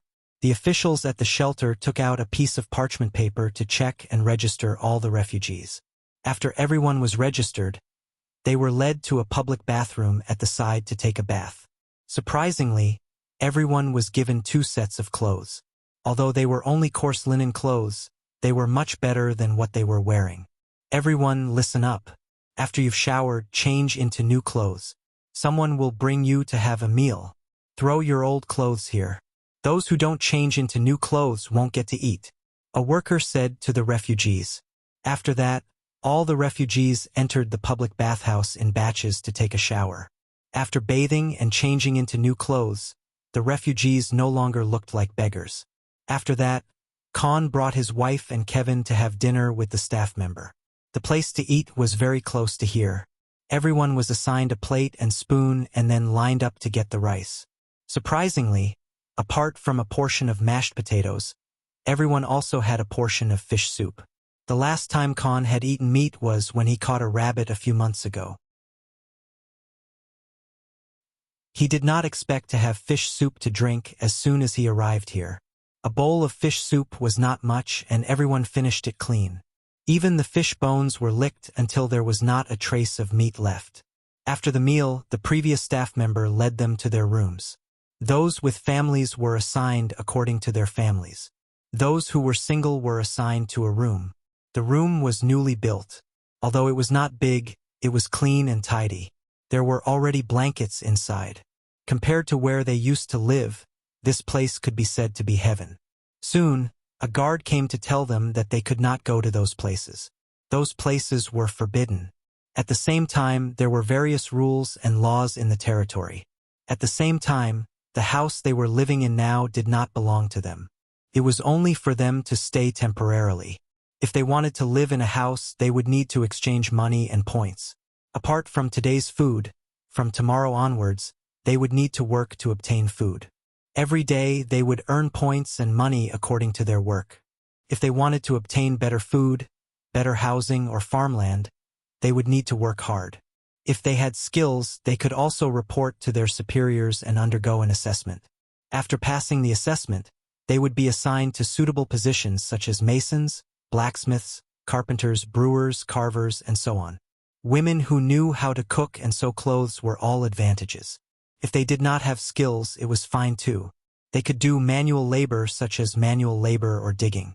The daily pay was at least 30 copper nars, and the highest was 70 copper nars.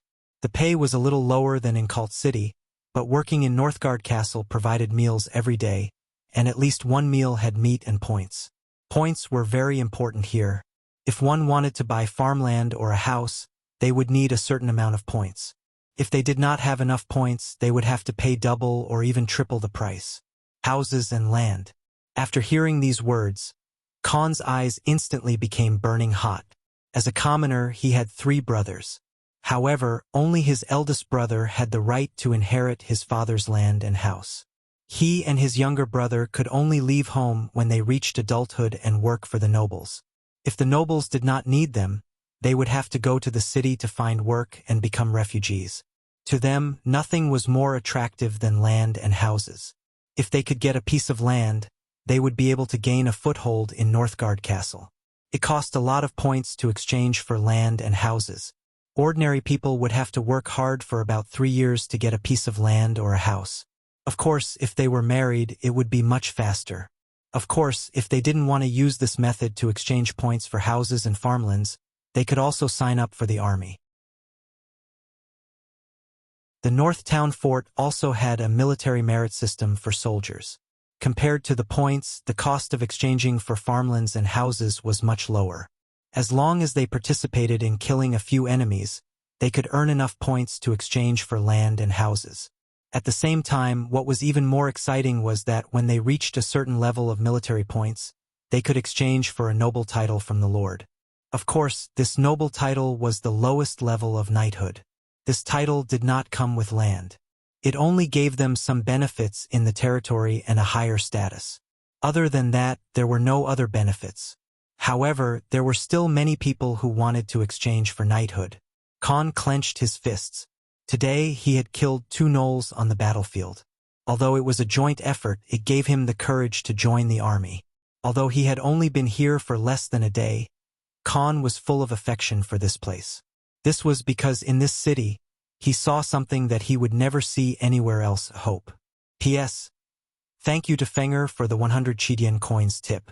Thank you to 201908031022258855 for the 200 Chidian coins tip. Thank you to Lonely for the 100 Chidian coins tip.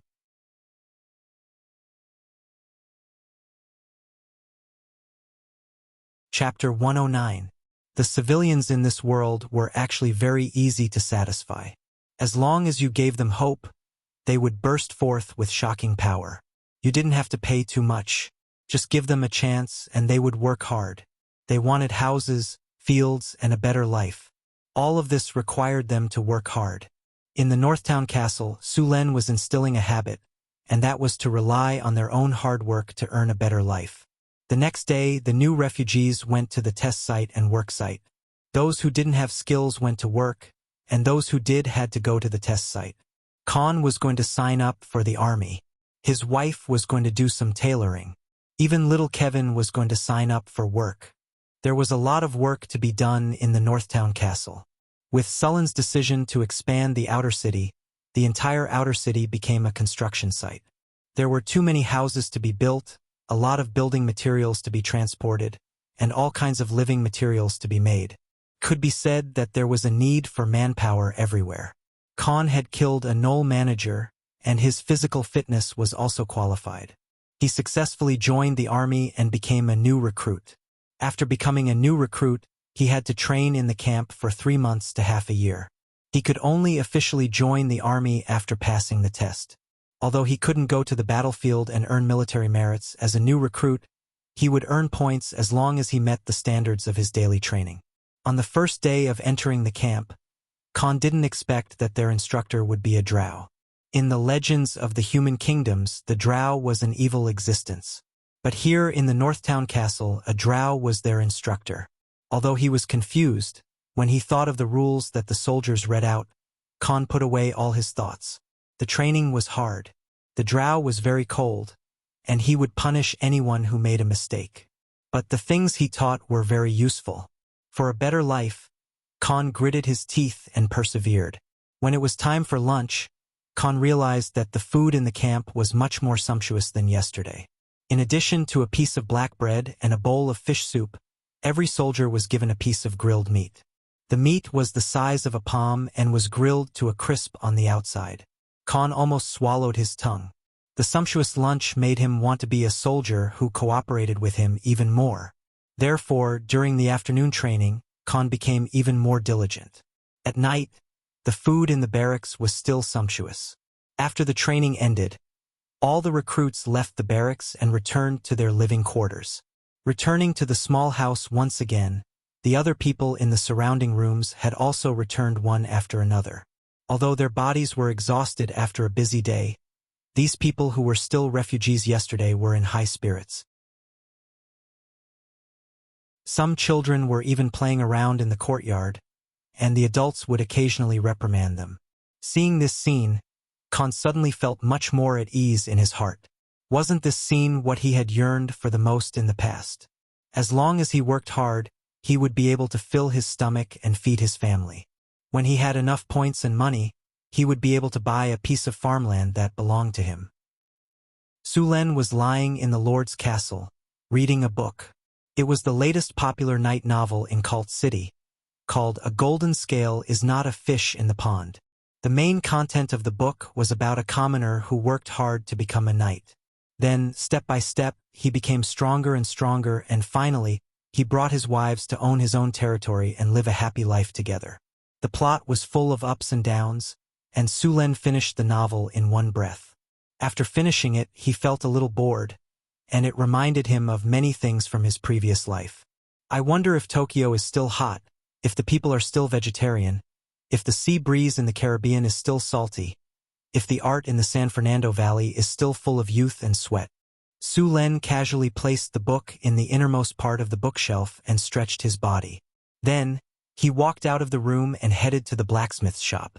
He had obtained 5 sets of ankheg shells last time. Calculating the time, it should be almost done.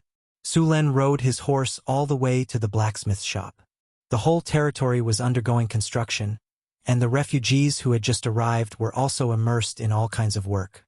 The whole territory was thriving, and Sulen was very satisfied with the scene in front of him. When he arrived at the blacksmith's shop, Bruce personally came out to welcome Sulen when he heard that he had arrived. "Bruce, have the ankheg shells been processed?" Sulen asked directly. "Monseigneur, all the shells have been processed. A total of 5 sets of full-body plate armor and 50 shields have been made," Bruce said respectfully. Then, he ordered the other apprentices to bring the completed armor and shields over. Sulen casually picked up a set of plate armor. The armor was black in color and simple in design. He pressed his fingers on the armor with a little force. The armor was very tough, and the entire set of armor was very light. Plate armor, unnamed. Material, ankheg carapace. Weight, lightweight. This armor is made using the hardest part of an ankheg's carapace. Its defense is astonishing, yet it is extremely light. It is a rare treasure armor.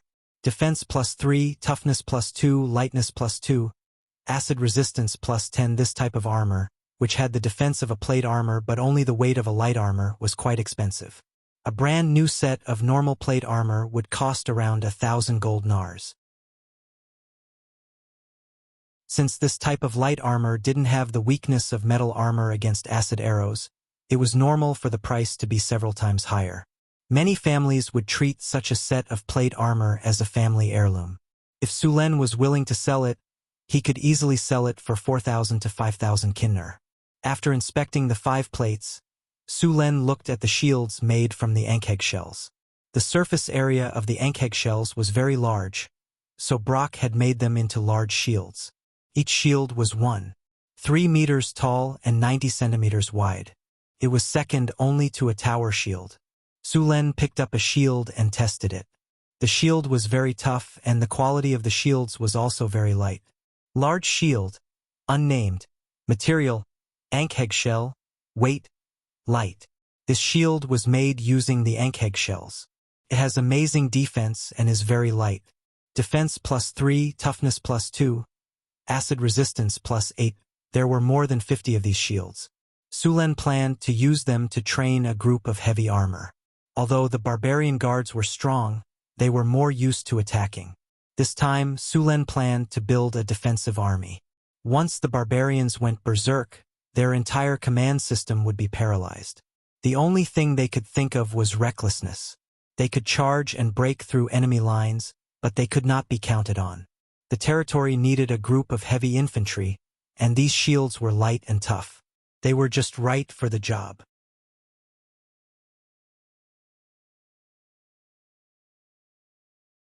Chapter 110. Sulen's hero template came with the Lancer, which was the most common soldier type. It took a short time to train and was cheap. Of course, after a few upgrades, it was still very strong. Another point was that although the Lancer was not very good, it was the prerequisite for activating a few special soldier types. For example, the special soldier types Formation Breaker and Great Halberd Warrior required the Lancer to advance. There were many other special soldier types in the system. For example, the special soldier type White Horse Cavalry, the special soldier type Tiger Leopard Cavalry, the special soldier type Mountain Cavalry, the special soldier type Unparalleled Flying Army, the special soldier type Crossbow Soldier, the special soldier type Eagle Archer, and so on. There were also some powerful soldier types that the system did not introduce. Sulen could only choose from the Formation Breaker and Great Halberd Warrior. Of these two, Sulen was more inclined towards the Formation Breaker. The system's evaluation of this unit was very simple. Every attack, no one is undefeated. Moreover, this unit was equipped with heavy infantry. To advance to this special soldier type, one must first upgrade the Lancer to the highest level and become the Spear Guard. Only then would one have the opportunity to advance to the Formation Breaker. The Lancer's initial advancement was the Recruit, Lancer, Elite Lancer, Heavy Armor Lancer, and finally the Spear Guard. Only the Spear Guard had the qualifications to advance to the Formation Breaker. According to the Division of Strength, the Heavy Armor Lancer was the Knight level, the Spear Guard was the Grand Knight, and the lowest level of the Formation Breaker was the Knight Commander. This level was not weaker than the Barbarian Axe Berserkers. Moreover, compared to the barbarians who liked to be reckless, the Formation Breaker was very disciplined. If the two sides really fought, the Barbarian Axe Berserker would definitely lose. It was not surprising that the barbarians, with their terrible discipline, would be beaten up by the Formation Breaker. Sulen had already started to form the Lancer and Archer units.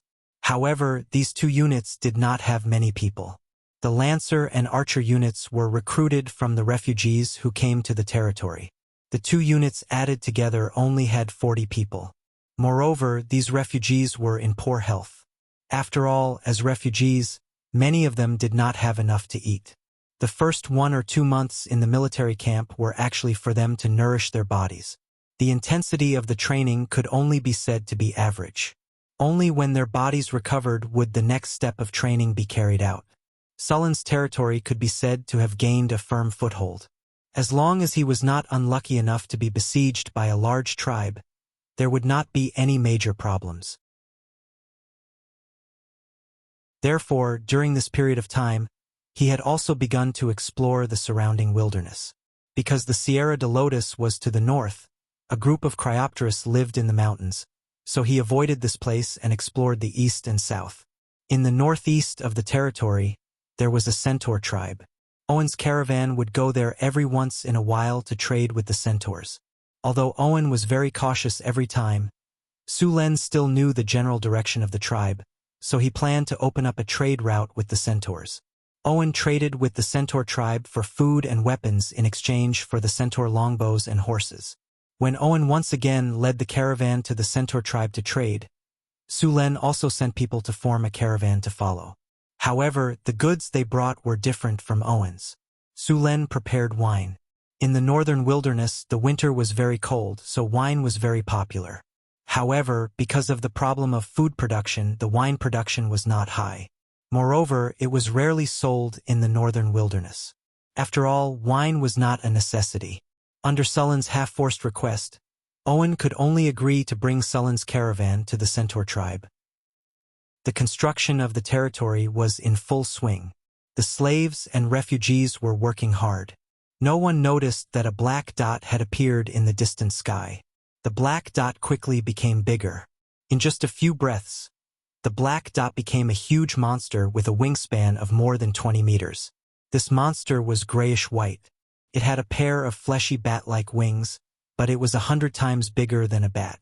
At the end of the wings was a pair of sharp claws. On its head was a sharp beak filled with sharp teeth. Its legs were even more terrifying. It looked very similar to the pterosaurs of the dinosaur era. However, compared to the pterosaurs, this guy was much stronger. Cryopterus, a type of cold Euron. These pterosaurs had flown to Sullen's territory. The territory was currently working. No one noticed Cryopterus. However, as Cryopterus continued to approach, the smell of a superior predator appeared. Dragon! It's a dragon! At this moment, a refugee inadvertently raised his head to take a look. He was completely stunned. What dragon? Hurry up and work. Otherwise, your points will be halved today. The supervisor beside him said impatiently. It's a dragon, a giant dragon. Run. The refugee who reacted threw down his tools and ran away. Seeing that the refugee threw down his tools and ran away, the supervisor shouted angrily, "Come back! You better come back! Your points for today are gone. I still want." At this moment, the surrounding refugees were in an uproar. Dragon, it's a dragon. Run! Run! The evil dragon is here. A strong wind pressure swept across the top of their heads. Many people were directly blown away by the strong wind. The powerful Cryopterus only circled above their heads once. The strong wind brought about by it was enough to throw many refugees off their feet. The surroundings were filled with the screams of monsters and humans who were struggling for their lives. Cryopterus came quickly and left quickly. It only circled once before flying away. Only the group of trembling humans and monster slaves were left behind. A huge black shadow flew into the sky. Cryopterus's ferocious claws grabbed two human corpses tightly. Ding! Warning! Warning! The host's territory is under attack by a powerful creature. Just as Sulen was dealing with the matter, the system suddenly notified him. Then, there was a loud commotion in the town. Sullen's expression changed. He immediately opened the balcony window and walked out to take a look. He saw a huge black shadow flying across the sky above the town. It then flew towards the sky in the north. Cryopterus! After seeing the huge shadow, Sulen immediately recognized that it was an adult Cryopterus. What's going on? Why is Cryopterus here to hunt? Sullen's expression was a little serious. Sulen didn't have time to think about Cryopterus. He immediately went downstairs to calm the people down. Although Cryopterus' attack just now only killed 2 humans, the dragon's influence was too great. If it wasn't handled properly, there would be a large number of refugees in Sullen's territory. Other than calming these people down, the goblins, kobolds, and gnolls in the territory were now in chaos. As an important labor force in the territory, Sulen didn't want them to take the opportunity to escape.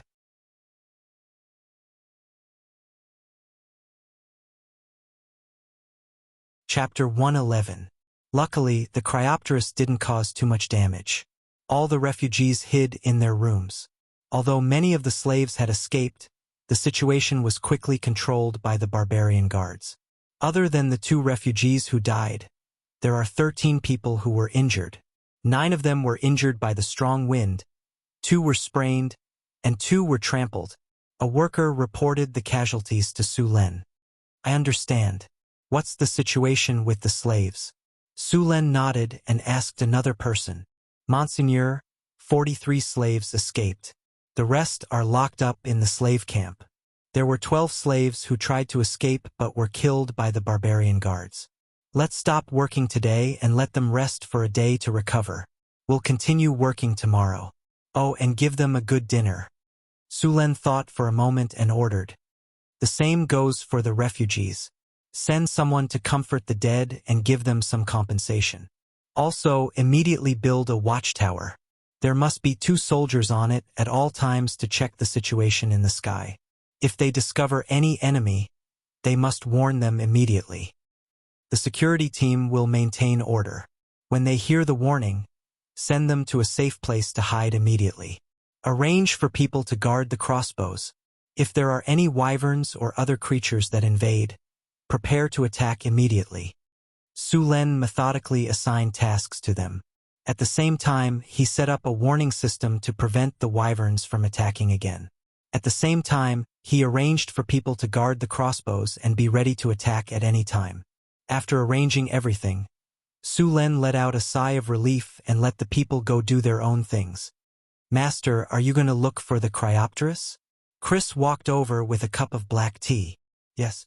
Su Len took a sip of the black tea and said, Su Len, are you really going to slay the wyverns? Hathaway said in surprise as she pushed up the glasses on her face. If I don't take care of them, am I going to let these wyverns use my territory as a hunting ground? Su Len said with a gloomy face. Slaying a wyvern was not easy. Even a Euron was not easy to kill, let alone a wyvern that could fly. Master, are you confident? I'll go with you. Chris came behind Su Len and put her hands on Sullen's shoulders to massage gently. Sullen's head naturally leaned back and lay on the plump face wash. I need you to take care of the territory. Without you, I won't be at ease. Su Len closed his eyes and said comfortably, Then let Sister Hathaway go with you, along with Johnson and Aiton. What are they going to do? Will you hold us back? Su Luen curled his lips and said, Humph! Who are you talking about? Hathaway said angrily, I'm talking about you. You've just become an intermediate wizard. Have you learned all the spells? Su Len said as he glanced at her pair of big bears. He thought to himself, this girl is growing up fast. Humph, Cryopterus can fly. Can you fly? Hathaway looked at Su Len and said. The problem of flying was still a headache for Su Luen. Although he was powerful, he couldn't fly. But Chris could fly, and her flying speed was not slow. Should he let Chris be his mount and take him to fly? Intermediate wizards could also fly, although the flying speed was not very fast. Your flying spell is too slow.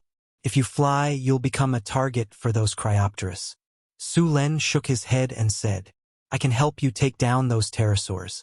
Hathaway said proudly, Cryopterus is a cold Euron. Fire spells can do 5 to 2 times the damage. Also, these pterosaurs don't have dragon scales.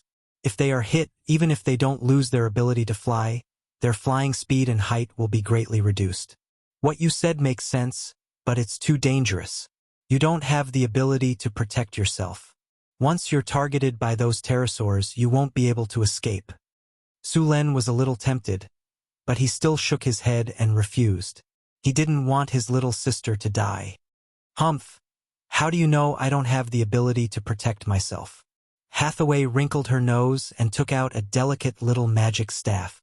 She knocked on the table and said, Sullen's interest was piqued. Every time this girl learned a new spell, she liked to show off. What spell did you learn this time? Of course, watch carefully. Hathaway raised her head. Her beautiful face was full of pride. She gently waved the magic staff in her hand. To Sullen's surprise, a light flashed, and Hathaway suddenly disappeared. Invisibility? This isn't just an invisibility spell. I also cast an erasure spell. Not only is my body invisible, but even my scent and footprints can't disappear. Unless I actively attack or break the invisibility spell, those Cryopterus won't be able to find me. Hathaway's voice echoed in the room. What was strange was that Su Len couldn't find her location through her voice. Hee, you want to use sound to find my location? I used ventriloquism. You won't be able to find me, Hathaway said proudly. Su Len scanned the room and indeed didn't find any trace of her. There was no scent in the air either. It was as if she had really disappeared into thin air. At this moment, Su Len suddenly felt a sharp pain on his scalp. A strand of hair was pulled out. You can't find me, right? Hathaway's proud voice sounded again. Su-Len could already imagine her smug look now. Since he couldn't see Hathaway, Su-Len directly opened the system map and zoomed in on the room he was in. The map clearly marked the location of the three of them. After glancing at the map, Su-Len knew where she was hiding. He then got up and pretended to look for her in the room. Just as Hathaway was about to sneak up on him again, Su-Len suddenly turned around and hugged her. "You can't run away now, right?" Hathaway didn't react at all when Su-Len suddenly hugged her. "How did you find me?" Hathaway looked at Su-Len in surprise. Su-Luen nodded and said, "Your magic is pretty good. I promise you can come with me." "You still haven't answered me. How did you find me?" Hathaway asked. "That's a secret. Tisk, if you don't want to say it, then don't say it. Who cares?" Hathaway snorted and turned her head away. However, her white and delicate ears perked up. Since he had already decided to slay the dragon, Su-Len began to prepare the tools needed to slay the dragon. Fortunately, it was a pterosaur. Although its body was tough, it didn't have dragon scales. The pterosaur's defense would be greatly reduced. Even so, it wasn't easy to hunt this kind of monster. Su-Len needed to prepare some things to limit their flying ability. If it was close combat, Su-Len was confident that he could kill those pterosaurs.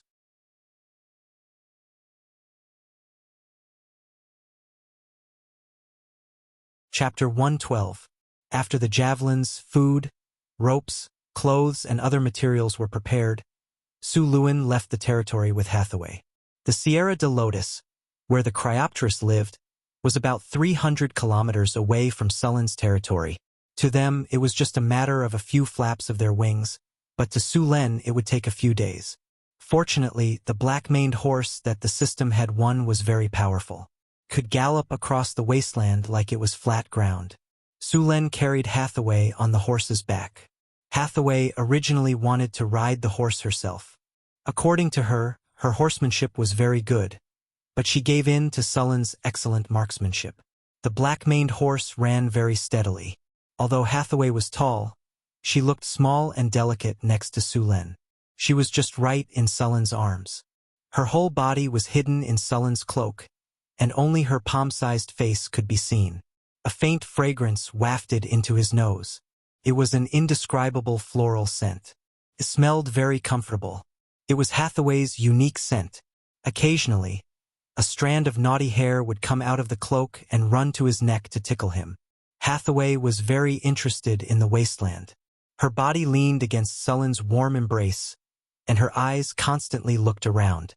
However, she soon felt a little bored, and her body moved back to lie more comfortably. Should Su-Len open the strategic map to compare and adjust their route? Su-Len had obtained the approximate location of Cryopterus from the giant rock. Their barbarian tribe had been forced to move because they were in Cryopterus hunting range. With the arrival of these Cryopterus, the other races and predators in the wasteland would choose to leave. Cryopterus would consciously hunt these people and animals who competed with him for food. It was a bit ironic. The ice Quetzalcoatlus drove away the other predators, and then the number of bison, spotted antelope, and giant antler deer increased. Although the ice Quetzalcoatlus was hunting them, compared to the previous hunting of so many predators, their population had actually expanded.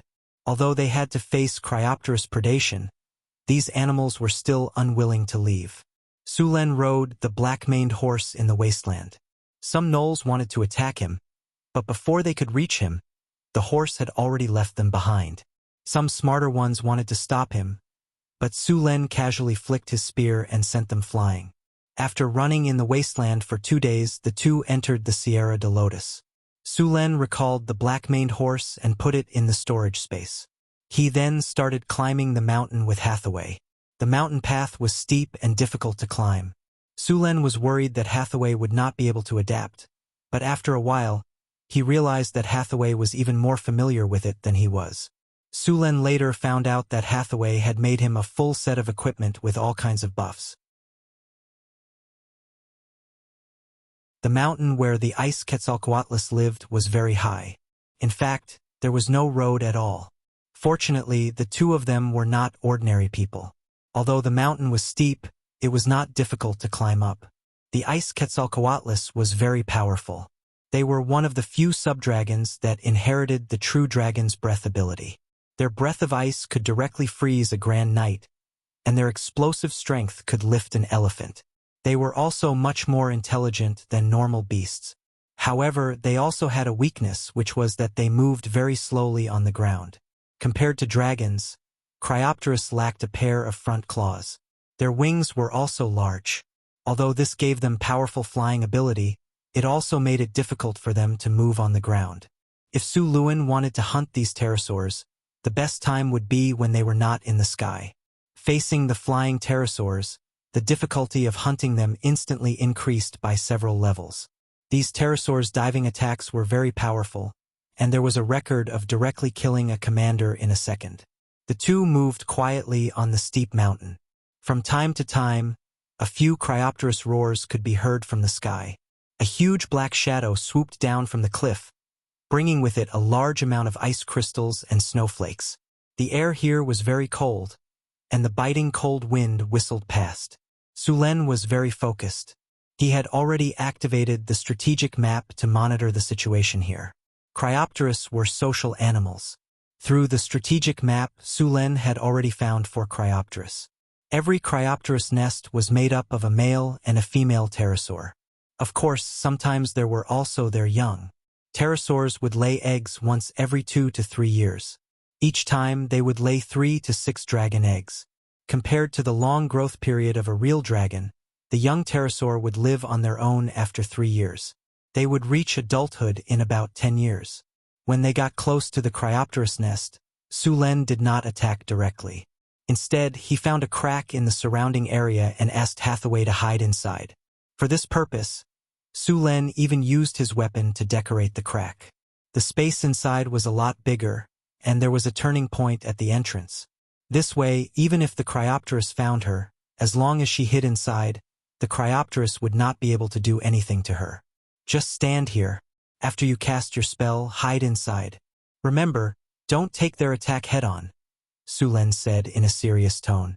Although Hathaway's strength was not bad, it was still very dangerous for her to fight against a Cryopteris. After all, low-grade wizards were famous for being fragile. Su Len rubbed her pretty face that was a little red from the cold. Hathaway was very excited.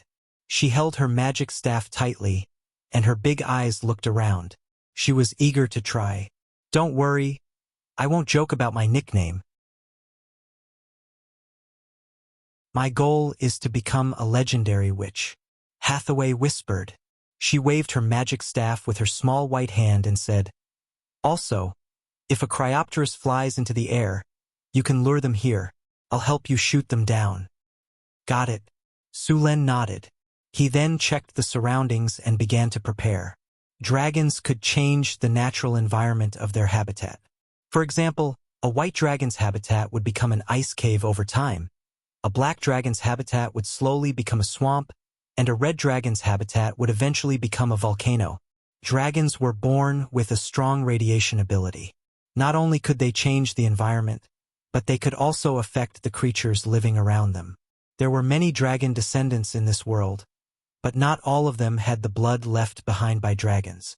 Many dragon descendants were just exposed to radiation for a long time in the area where dragons lived, and their bodies had some dragonization effect. The most famous of them were the kobolds. These guys liked the things left behind by dragons the most. They would collect the scales shed by dragons and put them near their eggs. This would increase the blood of dragons in their babies and increase the chances of awakening to become a dragon disciple sorcerer. P.S. Thank you 20200822110735094 for the 500 Chidian coins tip. You're tuning in to the Journey of the Soul YouTube channel. Don't forget to subscribe and join us on this journey to catch the most captivating stories.